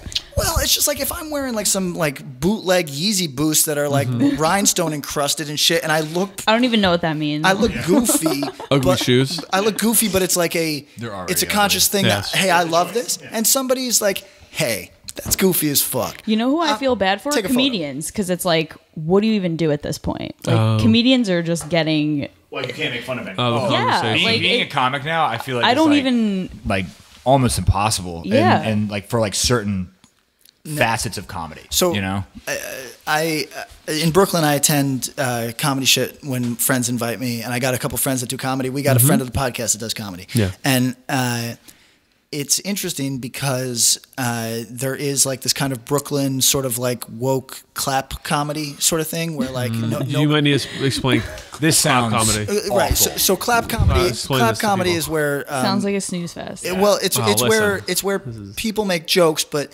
the jokes aren't necessarily funny. Maybe they are sometimes, but they're not necessarily funny. But But So they're like make basically jokes, Ellen but they're DeGeneres. not funny. Well, they're more clever, and they're like, it's just you're Okay. right. It might Okay. not be a laugh riot, All right, but all it's right. just people clap instead of laugh because it's a sentiment that they agree with rather than like the traditional form of comedy where you go there's there no, to laugh. there's no guttural laughter from Right. It's not hitting your Like, stomach. that was a good point. It was Right, like, right. Like I also And you feel told that that story fat people similar. shouldn't be ridiculed. Yes, you know what I mean, like that sort of thing. God damn! I just made eye contact with 3 people. So did. the He's point. really good with that. So the point Can is, chase you down. God damn it! Is this- not if he's on the ruckus. That's true. I wrote a And ruckus you saw for how everybody. fast he was riding that ruckus. So point is, but then I went to the other type of comedy a few nights later, and I found that shit still has plenty life. We just don't hear about it much on the internet. You know Yeah. what That the makes thing is sense. to me though? I It's think like underground. Like I can't say this on an HBO Well, special. it was super so me and my dude Ryan are in the front row, and the girl just comes out, the comedian, and she's just like, "Oh, rapist row over here," because we looked terrible, and then she lit into us, Yeah. brutally, with no regard for anybody in the room, for Yes. sensitivities on any level, and it was wildly funny. Yeah. But here's the deal. My cup of tea, maybe not somebody else's. They can go to the clap comedy if they don't like that. It's a choice. No, it's a Well, choice. that's the thing But- is I'm saying there's space for both, and I think That's that what I'm saying. I think that we kind of hit this wall now because of the level of conversations that we're in. We're in this kind of weird subculture bubble where all those things are. I don't know. I don't know if Mac, who works at the fucking Cube, thinks about this at all. He thinks that the raucous comedy shows he was seeing are just the same, and he's probably not wrong. I just think there's a space for that. I actually think comedy should be this place. I mean, coming up in the 80s, 90s, that stuff, I always thought that the comedy was this cool equalizer and a place where those jokes could be made almost to create discourse and to have that conversation. And like, that's cool. And it's okay to laugh at ourselves. This it's is cool, right? I went to go see Chappelle about 3 weeks ago. They did like So rad. It was awesome. Like, so this country band that I was going to see, show got canceled. And I was like, I wonder what happened. He's like, they're like, someone bigger than us took the room. Gramercy Theater. Yeah. So I hit up a buddy of mine. I was like, it's Chappelle, right? Like, jokingly. And he's like, yep. So we bought tickets. Like, they sold Nice. tickets maybe 4 hours before we went on. Yeah. You had to hand over your phone. Yeah. And put it in one of those. The and at first I used to think it was Misfit because it's like, style. Yeah. But he was like like he did it first. He was the earliest, yeah. I always thought it was like, oh, they don't want like their material getting out. Yeah. Watching this dude was like, I don't want any of the shit. Like, not like my new material. I'm gonna go on tour, and I don't want people to have heard the jokes already. This was like, I'm gonna say some Yes. shit Yeah. that I don't want any like. Right, and like did you ever watch like that Netflix, the second I Netflix just special he did? started going into The one, it. Yeah. it's like 2 parts. Yeah. The second one when he's just sitting there smoking a cigarette and Yeah. he's just like, fuck. The entire night he spoke for like 2.5 hours and it was like that. Wow. And it was just kind of like, oh, he would have been in such. This would have been on TMZ. Yeah. People would have come at him hard. Like, it was definitely like, not to preserve his material. It was more to like, I want to be able to talk to you guys and not feel like this is going to get out there. And you're a special audience. Yo, and to me, are we out of the place? Am I unique or am I fucking weird for the fact that like I think that's a good place to be able to laugh, be able to have humor, and also some good thought comes out of that. You know what I mean? Am I wrong? I was gonna say earlier when you were talking about the discourse that people encounter, and I feel like we can kind of encounter it within our culture as well, where someone is doing something and then pausing and then sort of speaking on it. I was actually going to reference his specials on Netflix, of which I think could have just been one, because I feel like there's one has half the material, one the other has the other half. They should have just been combined. But in one of them, I believe the one you're speaking about, where he's sitting with a cigarette. At one point, he's doing the jokes, but at one point he stops and kind of discusses, I can't even remember what. Like context of it or something whatever, about right. like just like America or whatever the context he's talking about in a non-funny manner, but it was sort of like a thought-provoking moment for the audience. It's like a verbal footnote, and I mean it's sort of what we get to do right now. Yeah, he's ripping into people, and so like ripping into stuff like that, making fun of like whatever he's making fun of. But then there's this moment of clarity, to kind of be like, hey, like we're all laughing here, we're all making fun of stuff, but also like you don't have to just be one or the other. You can be, you can have a thought-provoking moment. You can make an insensitive joke because it's a joke, and be a thoughtful, sensitive person. Know your context, know what you're doing, know what the consequences are. And to me, I'm not a comedian. I'm not up on stage making jokes, so I try not to make insensitive jokes. Well, but that's what you're going for. Yeah. It's not like he's walking up to you on the street and be like, here's a fucking Holocaust joke. Like, no, it's like... No, and if someone walked up to Patrick... money to get into a place if we're walking down the street and we're with Patrick and someone's like, yo, that dude looks like a rapist, I'd be like, yo, fuck you, man. That would not be a fun joke outside of the context of the comedy club. You know what I mean? Agree with you. Arena and intention, I feel like for a lot of swath of things, and like be it like any culture or any like form of like medium or anything like that, is super important. This has convinced me. I'm taking that job with Barstool Sports. You guys, you've won me over. I wasn't going to mention the interview. You've won me over. Does not like sports at all. I do like sports. I don't actually think you really need to like sports to name one sport. Name one sport without balling. Yo, get into cricket, man. Just make that be your thing. I've watched a full cricket. You live in New York. It's go to MSG. It's fun. Hockey's too cold for me. I don't like cold shit. Oh, please. Hoodie weather all day. Go Caps. Fuck also, when I was a kid, hockey was the most impossible sport to watch on television. It was literally impossible. I don't know how anybody... HD did a lot. I know. HD did a lot. Go River Rats. Go River Rats forever. So, okay. What else we got? So we talked about photography. I mean, let me ask you this. You got a question? No. Okay. So the last question I got. Is there anything about taking photos of hardcore bands that you would tell someone?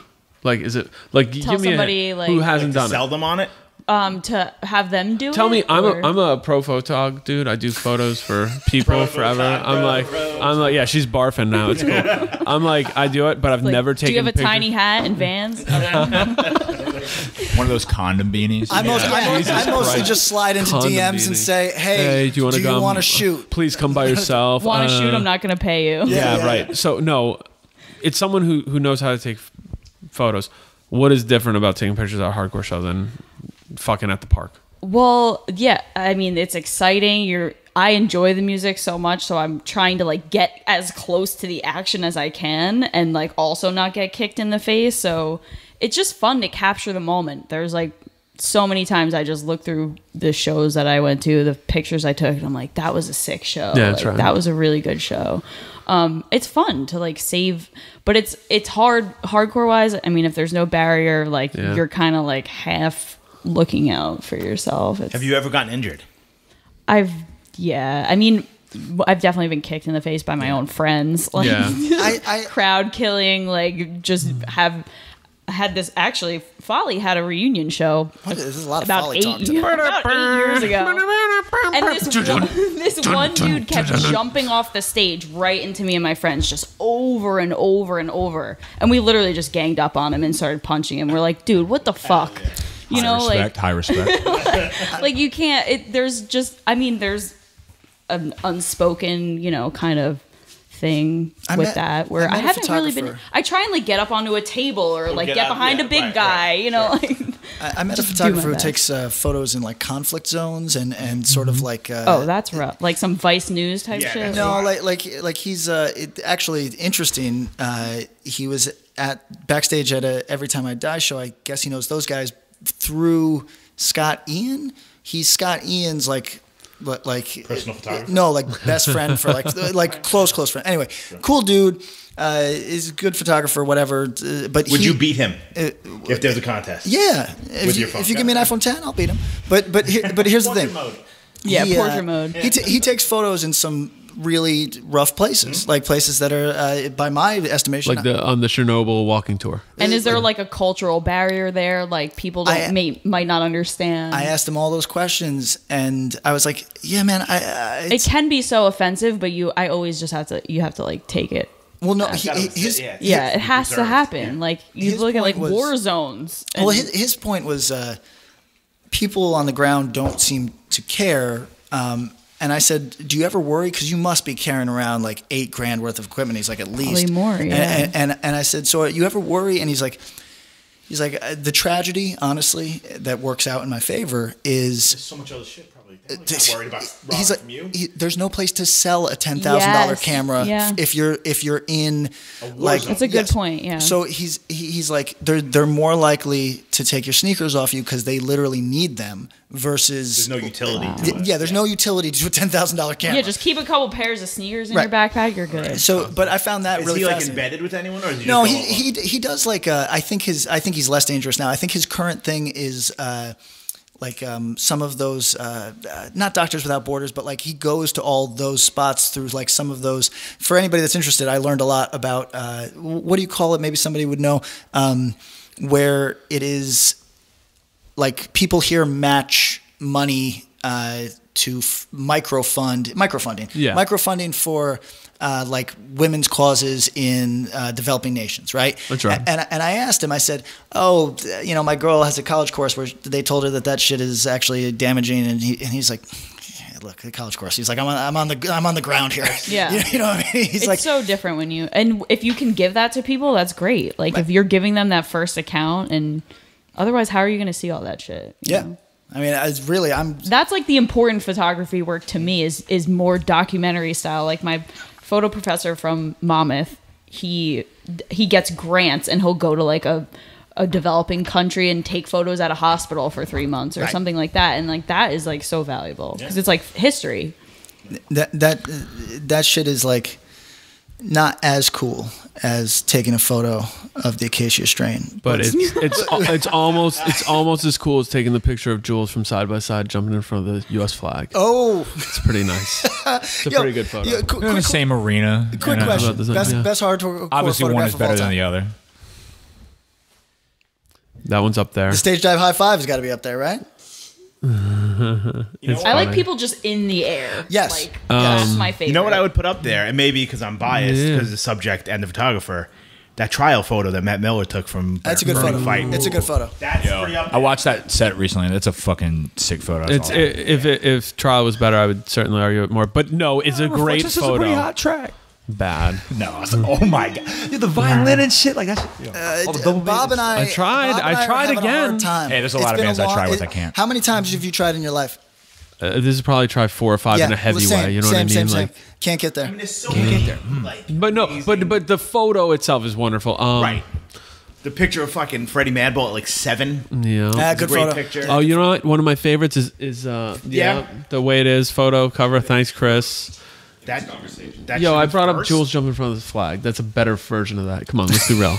No sieve in that one. The HR photo. HR like that. With rabies in the photo. I want to throw out a wild card. Roger and Amy in front of old Seabees. Oh. Just chilling. It's like it's the manifestation of trust by 7 Seconds there. That's Love true. it. Shout out Roger.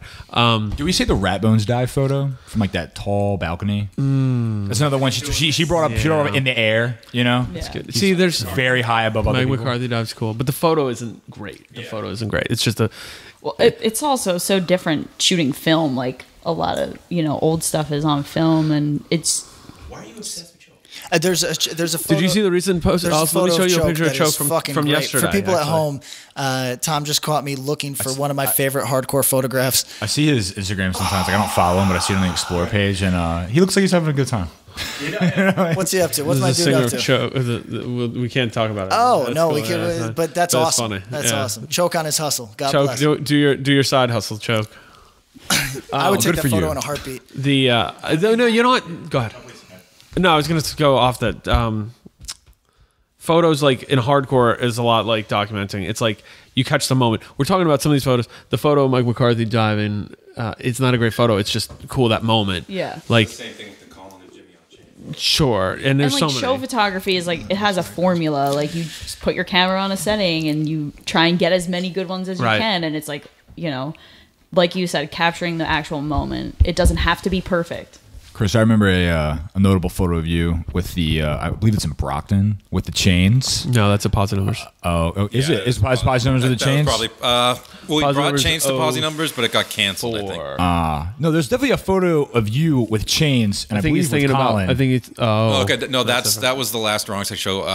Colin of Arabia Yes. and P-Boy's brother Jimmy attached to themselves with a really long chain. Yes. Oh, And- that's what he was That's what referencing. you're There's a referencing. pic- I'm yeah, thinking I- like gold. I- Cooch, No, like Cooch construction took chains. a really good. Coochie, yo, Chris Minicucci is an underrated hardcore photographer. Yeah, absolutely. the actual what we were looking for. The rawness of that image as a young man seeing that, I was like, damn, this is some hard shit. Well, it's going like on Bob right said, here. that So I like captured that.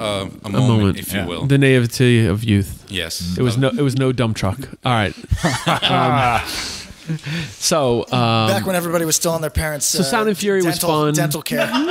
photography is cool. Patrick's, but he's also the Patrick's best. the best Weirdo. photographer Also that's the best. ever existed. You know. So tell me about your drive from DC, because Kara was saying she's heard about the traffic I've around heard, DC. but I mean, can you give me some details? Let me give you some details. So, picked up a rental car at 9. Told some people I was driving up here to meet me at 9:30. We left my house at 10. I was like, all right, we'll be there like somewhere 2 to 3 range if we're going good. Probably like closer to 3. And it took us 7 hours with 1 10-minute stop. And there's actually, when I arrived here, a car left Richmond at 11. and got it at the same time. No, they are not. They were 2 hours to go still. Wow. It's DC. It's All for it's this show? Northern Virginia. I'm pretty sure everybody's going for the show. That's cool. Yeah, that's It is actual. Yeah. It is actual hell. I feel like I want to just nuke that whole area, and I feel like you could probably drive through it better. So even without.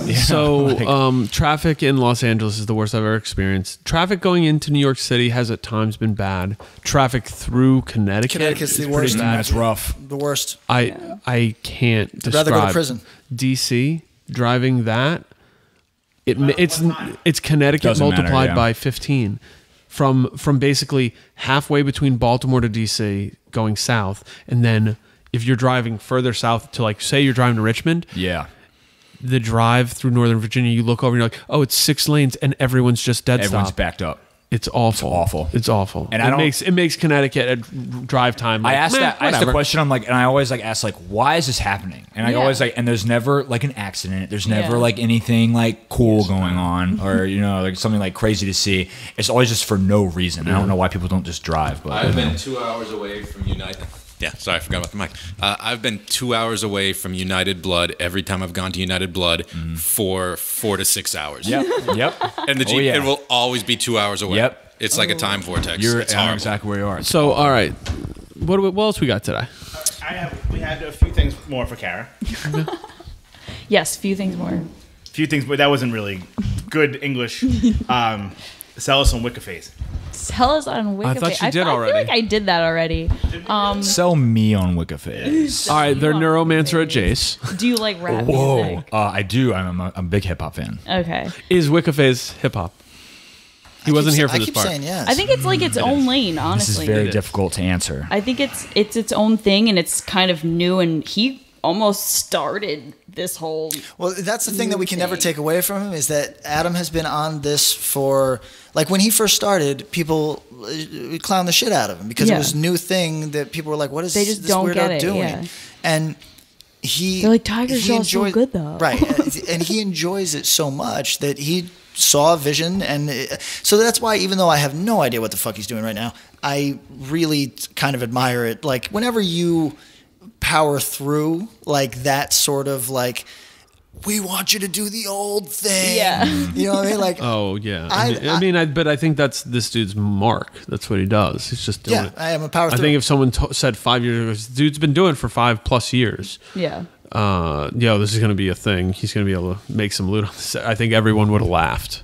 My thing was, I was like that for a while. Even with hardcore, like with rap, I'm like, all this new shit sucks. I hate Migos. I hate this auto-tune bullshit. It's not talented. Like, you know, I was very in that lane, and then it was just kind of like, this is what's happening. This is where this is going. Let me just embrace it and find what I like about it. We just drilled down to a very important thing for this particular podcast. Thank you so much for articulating a thing that is now going to be a recurring theme. So we know hella old heads that don't like what's poppin', until you show them that what's poppin' is multiform and multifaceted, and that there is something for them. Because something that's fascinating is when you are only hearing, like, for example, if you believe that mumble rap, it's like surface, like what you're not getting into what's influencing those people. Let's see, forget all that for a second. We won't even get there.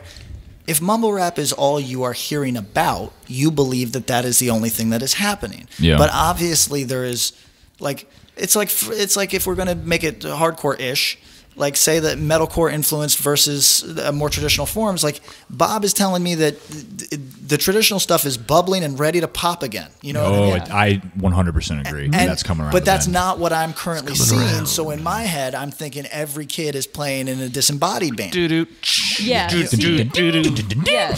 So, like a band like Detain, I didn't think I was ever going to see a band like that again. That was the kind of hardcore I started listening to. Okay. Like, that's like what was around when I was younger. So is that like throwback for you? That's fun. It kind of You know is. what? It's funny I'm you like, say wow, that. this is now? Like, someone showed it to me and I was like, when's this band from? You know, like early 2000s, like in New Jersey. When's this band from is a great 2000, question. I want to say like 10 or something. Maybe it was 9. I was at a show in Virginia Beach, and Dead End Path was playing. And at like, I guess around 9, about 10 or so, like a lot, like more bands started popping up that kind of sounded like them. But prior to that, things were like, faster, like a little more traditional. And I remember some guy that had been from Troy. Oh yeah, was there. That's the spot. And Troy. he like, they were playing, and he was like, oh, he's like Beat Down again. He's like, that's back. And I was like, I guess so, man. And like, he was very surprised because he thought that had died out. So to your point, I know what you're talking about. Yeah. What's crazy about me though is I love like some of the looking back stuff and hate some of the other stuff. And as soon as there's a scene for it, I legitimately hate it with all my purpose. You bow. Yeah. There's a difference between influence and emulation. And I think when things are emulating stuff like to like a T, it's like lame. Where does Detain fall in that? I would say if there's a spectrum, as we're speaking about. Was he here for the spectrum? You were here for the spectrum. Yeah, a little bit of spectrum talk, but I would say they are heavier on the influence side as opposed to the emulation side. I think there might be a little bit of emulation. No, I think that's about right. After seeing them this weekend, I was like, oh, I may have written them off as too derivative of that world and just kind of like not legacy, like tribute kind of homage kind of. Yeah. And they put it on. I think they put it on in a way that I was like, oh, this will do well, and this could do well in Virginia Beach. I would absolutely love to get them. They're from Kalamazoo. Kalamazoo. They are from the Cherry City. What is it? Mackinac. They're from Mackinac City. Is it East Michigan? UP. Yeah. So just reach out to them. They'll play Virginia They're Beach. from Michigan. I'll they're from get my Michigan. Virginia Beach people and tell them to hit them up because they would absolutely. Dead and Dreaming, love Detain. that. That's a show. There's a couple knockouts happening at that one for sure. You know, Go to the Virginia Beach show with King 9 and Project Pat. So I am a incredibly unlucky person, and I was on the way to that show, and the car that I was in broke down on the highway as I was on the way there, and had to be towed away. So I did not make that one. I honestly, from when that show got announced, the Project Pat King 9 show there, I expected there to be a lot of static at that. I expected like the mixed crowds to not really like get along. Apparently, no issues, very chill, and like cool. all the videos looked really like everybody's having a good time. Love So King 9. yeah, I really wish I had been at that, but unfortunately. King 9 record ever coming? What's the deal? It's coming. Yeah. I haven't seen them post something about the 24th of this month. I don't know what it means. Maybe a It's single. a very vague post. Okay, all right. But I don't know, you get the closed casting thing on your phone. Do you know, Chris? Oh, he knows. You know something. Okay. Oh, he knows. You know something. All right. Well, It's coming. We got something to be excited about. Okay. What else we want to talk about? So You got some topics. for people at home, we got just time. decided to have some guests around a show that's happening tonight. The show that Bob has talked about previously, because it's an interesting thing that's happening in Jersey tonight. There is what some people might call the young person show and what some people might call the old person show happening the same night. And we talked about it. It's a bit unfortunate whenever that happens. There may or may not be some missed opportunities there. But we are now, as grown-ups, real fans of the combined effort. You know, combine the show. Make a difference. Combine the show. So we didn't have like a strict thing we wanted to talk about. There's a A-Team reunion. Oh, I didn't see There's that. an A-Team You reunion? must be on The that A-Team Christmas. last in line. news about that. MFP, Rampage, Restraining Order, +1. Middle East upstairs, 12/22/18. A-Team reunion. Yeah, I saw I'm- last in I'm line with on last there. in line. Yeah. Where's Oh, did he? X-Files X? What's next? They just did. They one. did something. kidding? Yeah, it was like just it. very low key. Like, yeah. So here, let's use that to pivot. All right, there's the two shows going on tonight, which you said was older, younger. I don't even know. Would you have gone to the Beach Rat show? I would have if it wasn't for the Blind Justice. And I think show. there is a little bit of that, which is just sad. Yeah. So we're not going to be But that's dwelling on sold that. out, right? The Beach Rat's the sold brewery out, and they're sold playing. out. So and they're there's something playing like that happened. Like so, like this show today is a weekend of shows. The two people who booked the show were here an hour ago. Yeah, Wait, yeah. wait, wait, The is dude there- who booked one show and the dude who booked the other show were both here. So Is there a show again? Is there another So show tomorrow? there's one in Wilkes-Barre tomorrow, and there was The one in Richmond last night weekend, of Blind DTN and Justice. Blind Justice. Oh, Yeah. shout out to all the people that like you that traveled for like a weekend of shows. That's cool. Oh, definitely. Thank you. So the one last night there was a Deaf Heaven show going on at the same time, and Right. Somebody told me that. which Drab Majesty was playing. I wish I could have somehow been in two places at once to see them. But the DTN show sold out though, and it was fine. And I looked at videos of the Deaf Heaven show, and there was a ton of people there as well. So I think it can work. Sometimes you both shows are going to do well. Yeah, It's do tough in fine. a suburbia kind of landscape. Whatever. What can you do? Yeah, they have like I think once a month they have punk shows at that brewery, which is where Beach Rats are playing, and I try and go to those. They're rad. Yeah, And Swankster. sorry for asking this same stupid question. I think I've asked before. Beach Rats has a song in the world or no? Two. Oh, they do. Is it any good? You're withholding comment. Okay. You want to comment on it or no? You want me to talk about it? I'll talk. Yeah. It's a little underwhelming, but I may be so bold. I don't really care for Bouncing Souls. me either. I love Lifetime. Whoa, really? Shocking. I Are know. you like, is that Lifetime? allowed? It's not. It's like being from but Long Island and not like You're Billy Joel. under a certain I have age. like my couple songs I like. Not really a I'm huge from Brooklyn, but I fan. still love it. Who doesn't I like can't Billy fuck. Joel? Jesus A lot of people do. Christ. I don't like him either. But I liked him when I was like in 7th He's from grade. the South. It's clear now. Yeah. I understand. he likes Charlie Daniels or something. It's cool, whatever. You're from England, so whatever. What do they like in New Hampshire? So it's Brian Baker from Minor Threat. So like it's kind of like, oh, this is like standard hardcore. But then you realize that dude created standard hardcore, so he can kind of do whatever the fuck he wants. I feel like a different singer would probably be really good. I love Lifetime. He's not even giving like his lifetime best. Yeah, I do It's like kind that. of like Oh, really? it's literally. It sounds like he's placing the lyrics to the songs as he's going, and it sounds like he probably should be psyched, but he doesn't sound that psyched. They would have been better Definitely off gonna getting. check it out. Yeah, sorry, Bridge 9. No, it's. I mean, they'll sell a ton of records. I mean, it's cool. I want to see it. Ari is somebody who's always been good to me since I was a young dude. So it's like You like Lifetime? Yeah. The opposite. I bought the Saves the Day record at Black Cat, and I thought he looked sad because he's like, "Why are you doing this?" Like this band copied me. This band ripped me off, literally. Did I ever tell you the Ari Katz Matt Miller story? Oh yes, you have. Did I say it on the podcast? No. Do you want to? Well, Matt Miller's dumb skinny right now, and so you can. runs, You feel good about it. Go for it. it. Yeah, go for it. So Matt from Most Precious Blood came up to Red Bank, New Jersey, and was shopping at Black Hat. Black Hat Records, a record store Ari Katz owned about 16 years ago, 17 years ago, and 18 years ago. Matt was shopping, brought up had an armful of vinyl, went up to the counter, and Ari was working the counter because it was his store. And Matt goes, it's funny, people say I look like you, and Ari goes, yeah, I guess when I was fat. And then Matt just put his stuff down and was like, that's what I'm talking about. It's a good roast. We all got to roast each other. that's mean, dude. That's different. Yeah. Ari always had a 3-legged dog named Milo who always hung out at the store. Cool little dog. Where was that? That was in Red Bank? It was on Monmouth Street. Okay. Yeah, it was right there. Jax it was right in the is middle. pretty good. Still. For still around. Yeah. Jax has still been around forever. On It's Broad always Street, been good. yeah. And where was your store in Asbury? Huh? Where was your place in Asbury? On Cookman. And what? Up at the top. What was it 723. It was across from where Catsbury is now. Wow. Oh, no shit. Yeah. Near Right near Cookman Creamery. And you know where the movie art gallery is? Yeah. 2 doors down from that. Oh shit. Yeah. Nice spot. It was fun. I wanted to like beach rats. I like 5 to 10 Bouncing Souls songs probably. Quick Check Girl. 5 to 10, really? I would say under Quick Check 5. Under Girl. 5? Hopeless Romantic. Hopeless Hopeless Romantic. Romantic songs. classic. It's a hit. That song Gone is a great song. And I do really like Lifetime. And it feels like Minor Threat's okay. Yeah, right? I mean, they're let's they're throw that one in passable, there. right? Yes. I like Bad Religion. Probably Yeah. nothing that he's played on.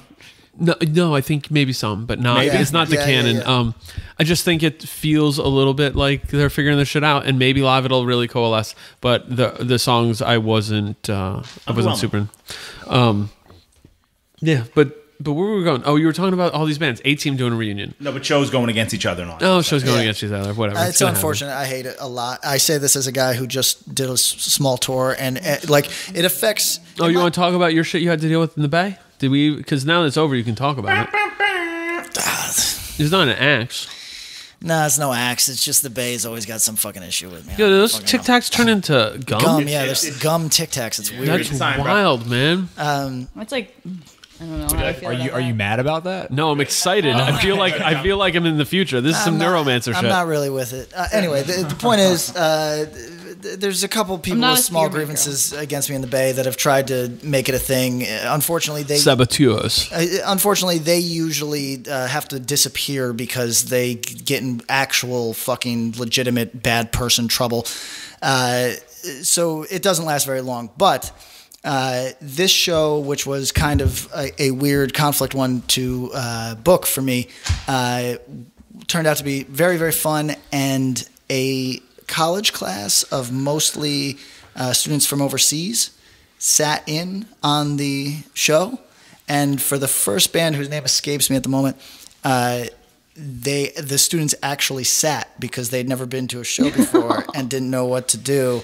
And it was really fun to have them in the audience, like super fun. It's like a bunch of kids from China, but I think they said Beirut was, but like it was like kids from all over. It was rad. And it was just like, And they're showing American culture, so they're going to Gilman Street. yeah, well, it was about like they were taking like a protest culture class Yeah, I'm or with that. something.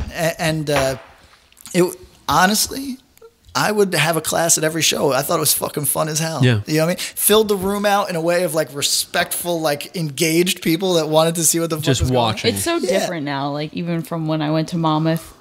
Now, like when I went to Monmouth, it was just like jocks and stuff like that. But it's like I know some art students there, and they're like, "Yeah, I'll go to a hardcore show." Like, you know, I know 2 that are coming tonight and had never been to a hardcore show. And Really? I told And them they're about going to the Blind last Justice? one. Yeah, and I told them about the last one. They were like, "This is Everyone awesome." have a you know, lovely experience. totally not in that scene whatsoever. But it's like they're so open to it. I mean, okay, big topic that we'll close out this podcast on.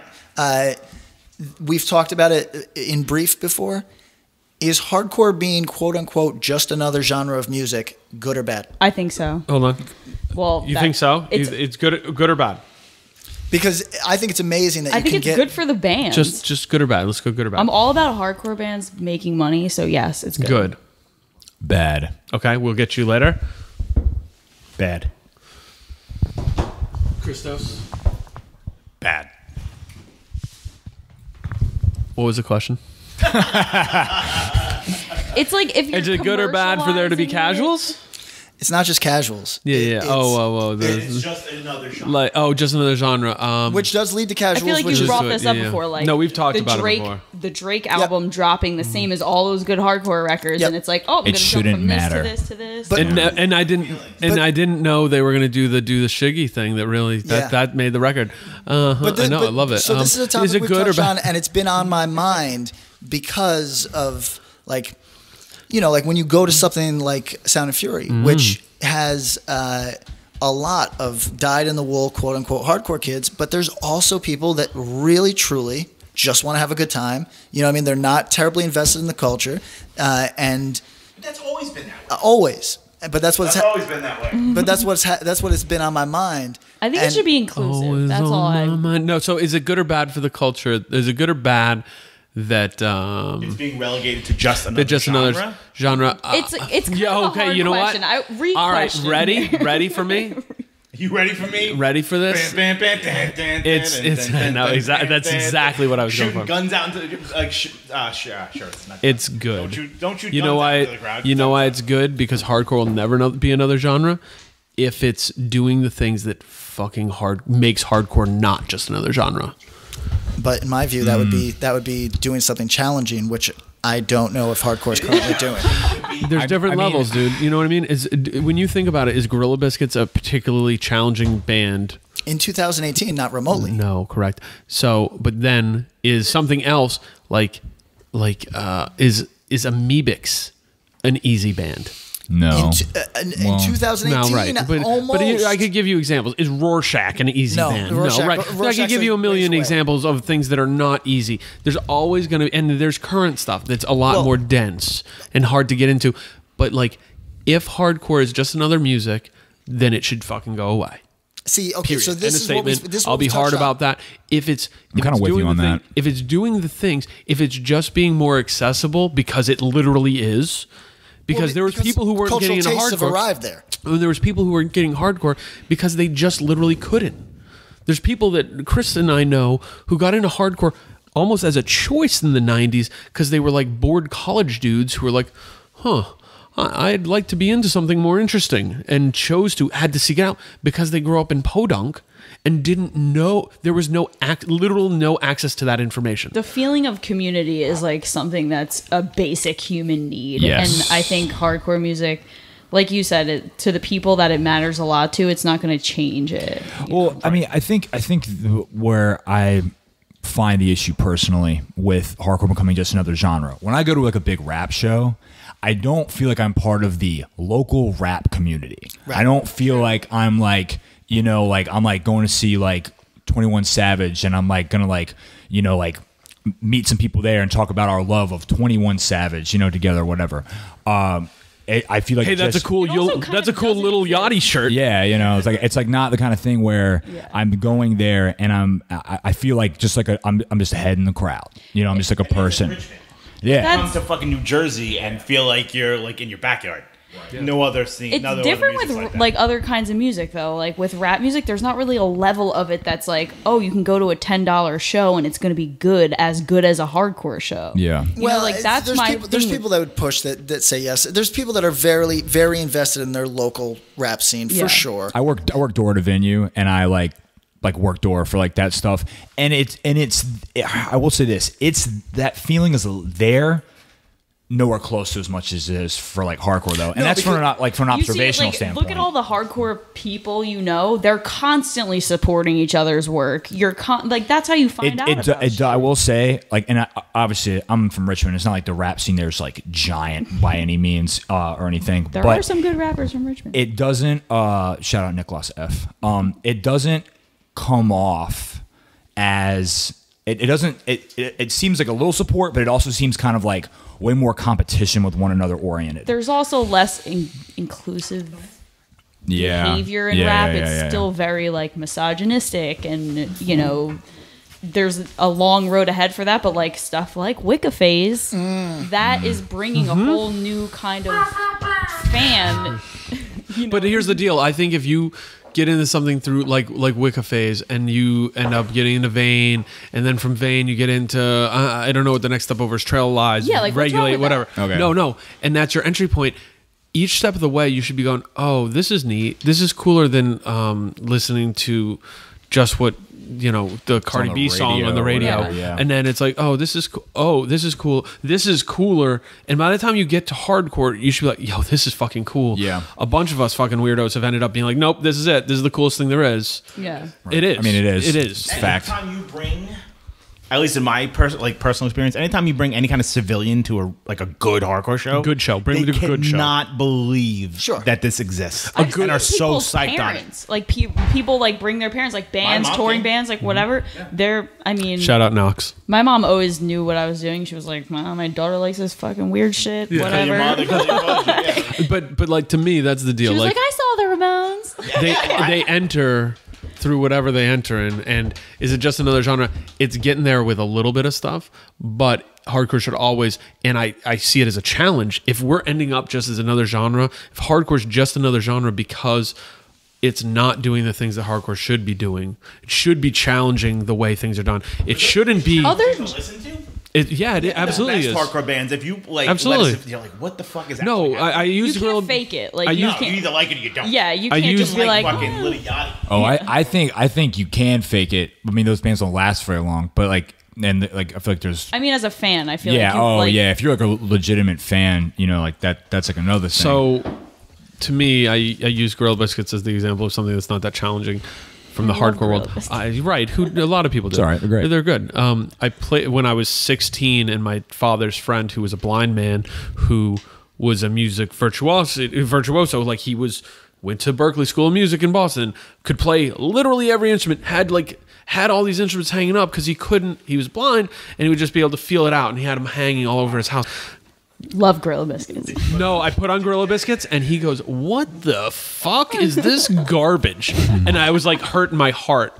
But like in reality, he's hearing it and going, "This is whack. This is children. This is children throwing a thing down the floor." Rock music, but that's good, and that's right. Also, but that's like, good. Rap is the same. Rap is punk music. Like it's counterculture. It's challenging. Now we're getting wild. Well, I think one thing that differentiates hardcore from other genres of music, and that I encounter when I see like other like types of music or whatever like that. The key difference for myself is when I'm at a hardcore show, at least for the most part, I feel like I am on the same level in some manner as a person on stage.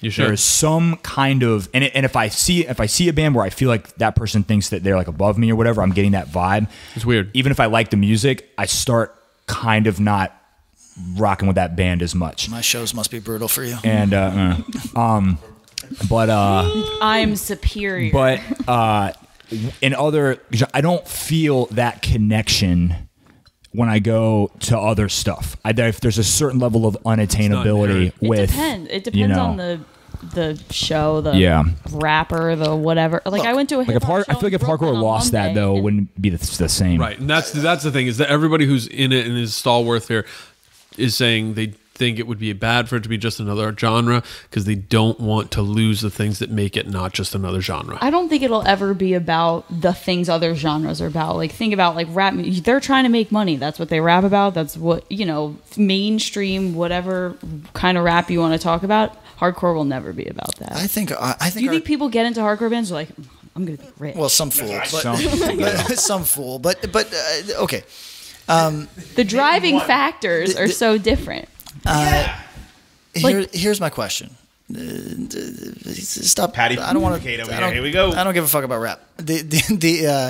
The question is, do we rap and photography? Two tired fucking. Are you going to be the best at both? I'm not a good rapper yet. Yeah. Wow. Little practice. Little practice. Is that your nickname? A little practice is my nickname. That's a good one. That's a fun diss. Dude. Little practice is fun diss. Well, when we have our fake beef, that's what I'm going to call you. Little practice. Little Patrick. More like little practice. Little Patty practice. Yeah. All right. So here's the question that I'd like to drill down to. I would like you to not whisper. if I like the whisper too. If hardcore is more musically palatable to a larger audience, which I believe it is, right? Okay. Not because hardcore has necessarily changed, No, just because music, just because people have expanded their horizons. Everybody's post Mountain Dew now. Yes, so exactly.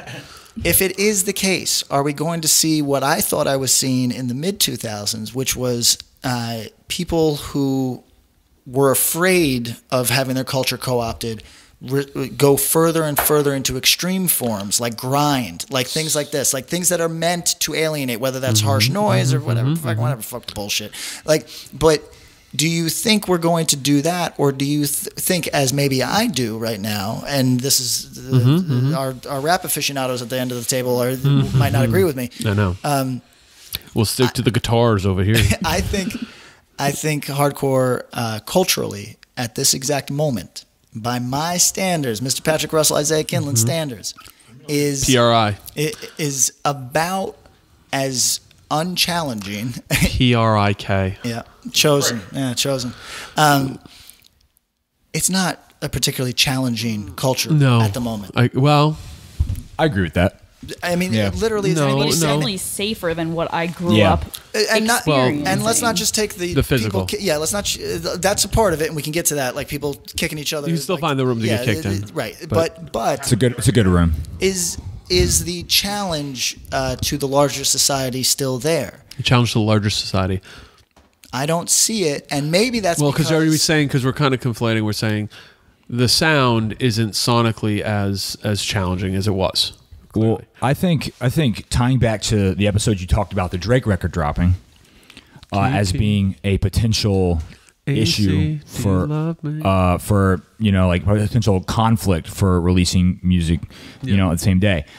I feel like in regards to you, Patrick, speaking about how it's not as challenging, I think circling back to that record dropping like that day is the kind of thing where I feel like in the past that would never have been an issue because the people that were involved were so counter mainstream culture that it would not have even been a thought process. Right. Mainstream stuff has become okay to like.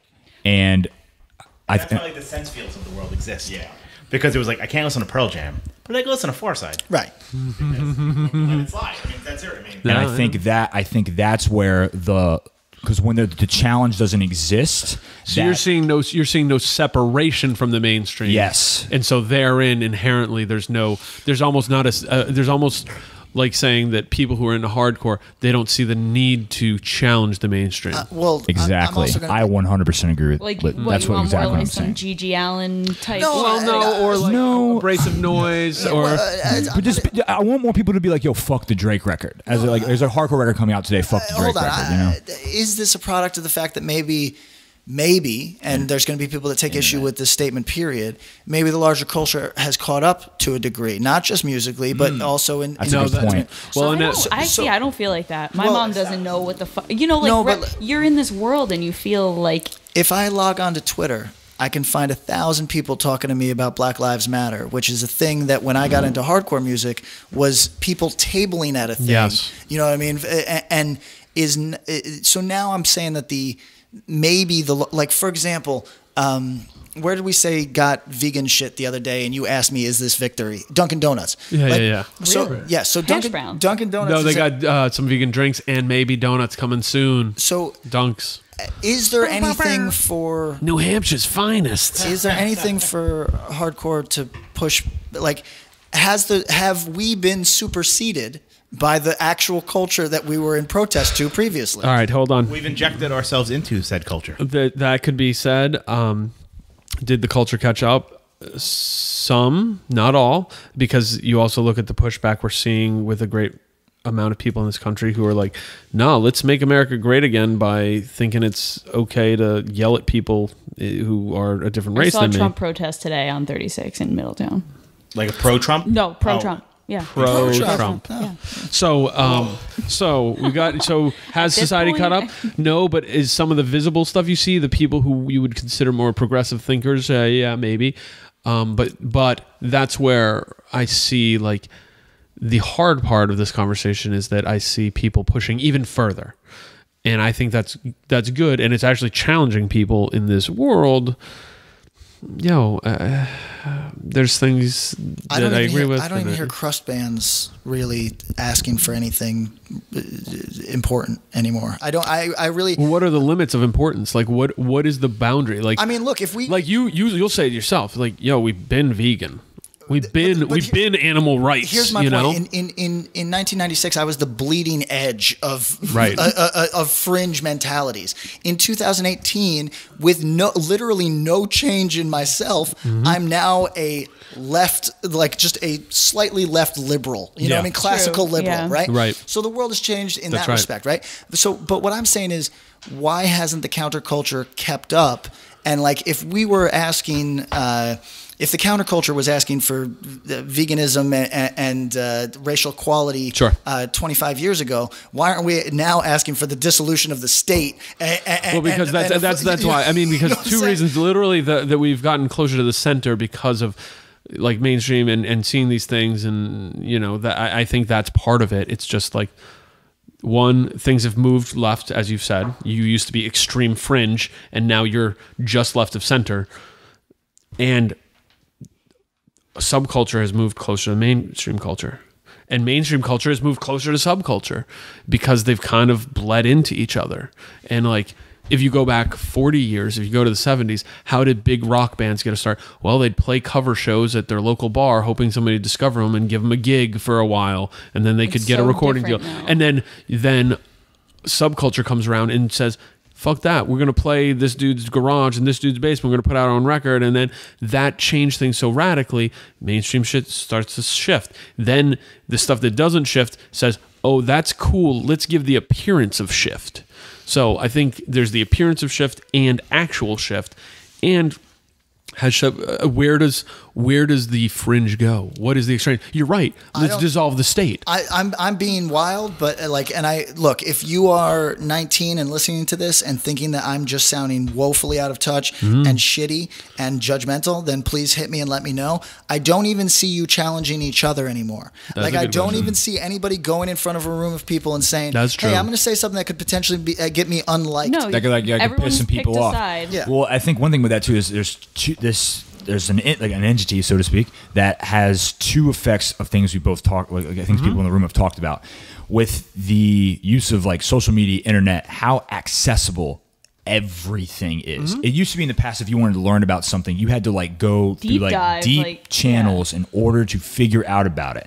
Now everybody can find like a surface level thing about something and be like, oh, I'm kind of into it. Everybody's kind of into everything now. Same thing with bands though. Like, I didn't know what the bands I was listening to looked like. Yeah. Oh, that was like a crazy thing, And it's like what Bob talked about, where some people picked subculture because they were from wherever they were from, and they were like, well, I got to do this, because it's like, this is what's available, to me or whatever.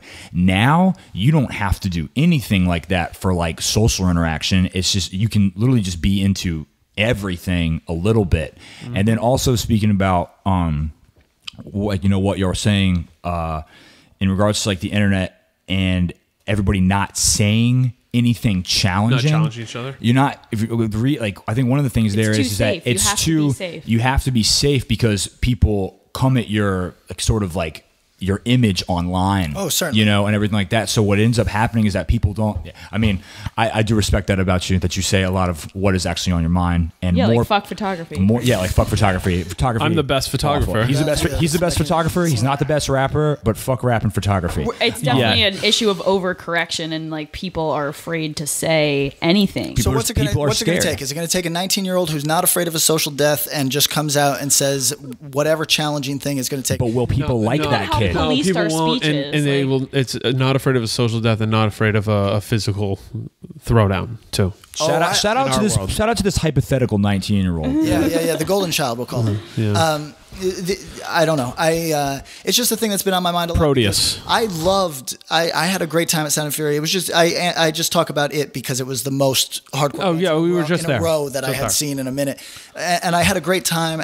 But and I don't need it to be more than Music Fest where people are coming out and being like, what about the germs? Don't you not want to kill the germs? I don't need that fucking dialogue, but I do, and it doesn't have to be political either. It can be self-challenging. It can be fucking. I don't care if somebody. No, but there's also been. I mean, there's a lot of people who are like, well, there's not really that many straight edge bands around. You know, there's not a lot of that. There's a lot more just like, oh yeah, I'm maybe I'm straight edge, maybe I'm not. Maybe And I am, maybe the I'm straight not. edge bands that do exist right now, I don't want any names because I'm friends with a bunch, but a lot of them don't talk about it. That's right. Yeah, I noticed that. Because they don't want to. I don't know if it's subconscious or conscious. I think that's even more. I told like, Trail. I told Tom, we throw straight edge on a shirt, man. Yeah, I don't think a trail shirt has existed with. that, Oh right. wait, I think there's like Maybe. one, just Yeah. one.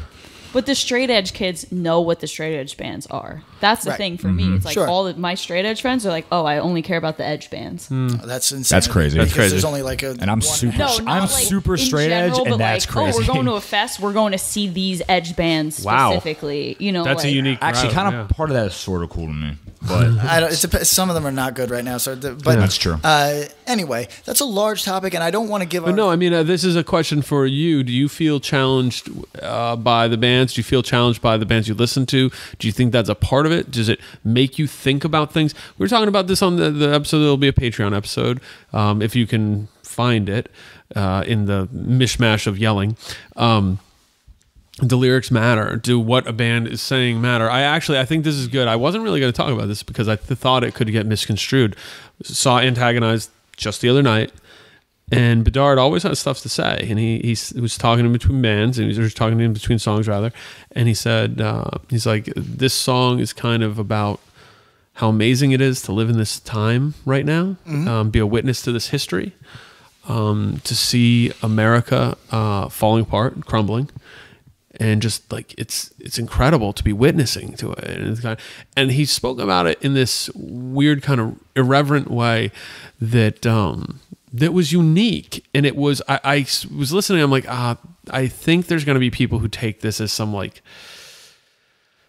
insensitivity, like things are better now than they ever have been. No. Thinking Appreciating how fucked up everything is, Yes. but not taking into consideration who's getting fucked up. Like, Right. Well, yeah, saying like being able to be like, oh, I appreciate how fucked up this is, and being witness to this is a unique experience. Can I just? people that are experiencing. Are like, yo, motherfucker, right? I know we don't But need to I say don't this, think, but, yeah. I know we don't need to say this, but real quick, Yeah. is it not implicit that when somebody says something, it's from their point of view or perspective? Like, why would I ever need to account for another human being's perspective? because It's people bizarre. don't want to. The people don't want to enable individuality. We kind of we Go on, I'm sorry. circle on that bullshit. I'm sorry I interrupted Right. you. I just want to spike the No, spike the microphone.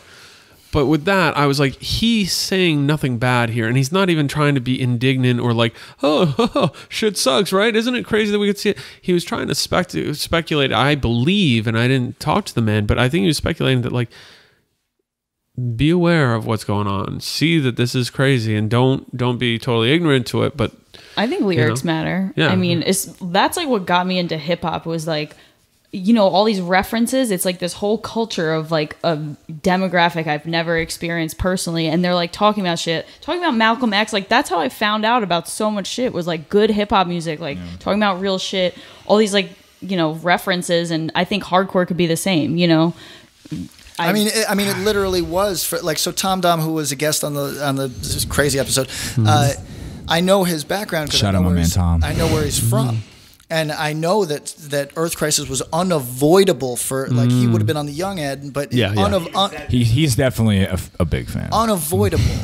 But here's the deal: is like there's many people who Earth Crisis is just a stepped on Slayer. You know what I mean? Yes. Like for many people, that's the thing. But for people that like lyrically different enough from virtually everything that's the part you can't take away from can't that take band. away You can't from take away from them. So and you can't take away that they had something they were saying and were challenging people in that space. and that's where I'm going. And I guess, they were is that- preaching to the choir. There were people who were behind it. But even whatever the size of the choir, whatever the size of the choir, you're still preaching out to people who don't know what you're about. You know what I mean? I don't know. I think something that's kind of interesting about that though is Earth Crisis did a lot of work in early, the mid '90s, cementing their thing, their animal liberation, their vegan straight edge, thing.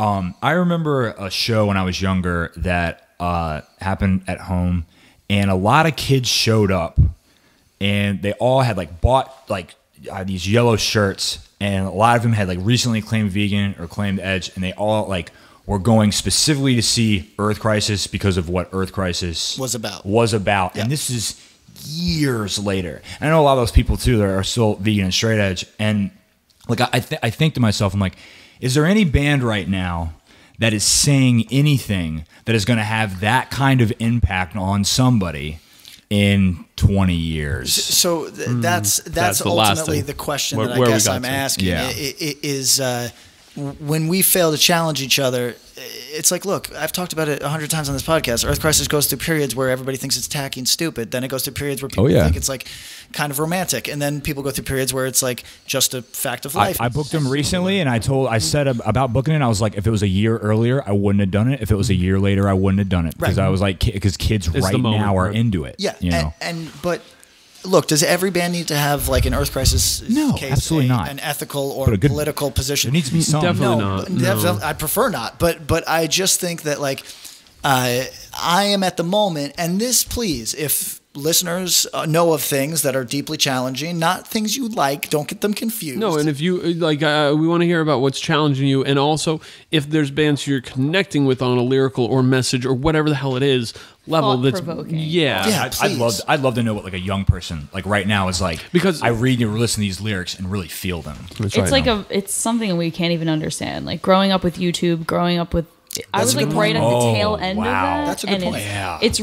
It's a different world, and it's like you have to take that into consideration when you write off all this new kind of music. You're like, they don't even understand this is all they've ever known. They can throw a song on SoundCloud and have 4,000 listens because their friends are listening. Like that's their life. Like Lil Cara, you are pumping this SoundCloud. We're gonna let's end on that note. I didn't mean to give us like this podcast a theme where I say, is it just a genre now? I don't want to keep drilling down on that. Well, I think there's something people need to think about. It's been on my mind. You know, I think it's something that like how do things go a good direction when like you say, like having thought-provoking discussion, somebody on stage being thought-provoking, somebody listens to this episode, this podcast, and they're like, I'm thinking about making a band, like, do I want to say something? You can say one thing on stage and it's like, it's thought-provoking. Like I saw The Adolescents a couple weeks ago, and he said something about like work is important, like don't let he said something along those lines, and I'm like, we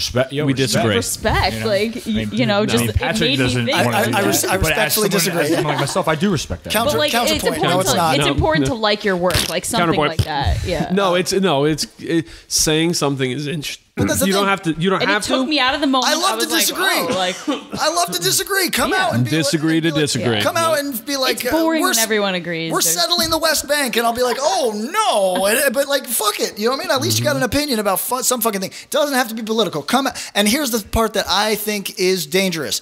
People are going at some point. It's going to take the form of being an edgy 19-year-old that says something fucked up, and I need people to understand that is the way that the fucking world rolls. And hardcore is nothing if it's a group of people getting behind edgy 19-year-olds saying something extreme. That's all I want in life. You can find us on Twitter at Axe to Grindcast. And you can email us at axegrindpodcast@gmail.com. And you can go to facebook.com/Axe to Grind Podcast and join our group, hang out with us. A lot of talk going on there, a lot of chatter. It's fun. Good. It's fun. It's better than a message board. That's what the someone put. Who's better, Void or Faith? Tough question.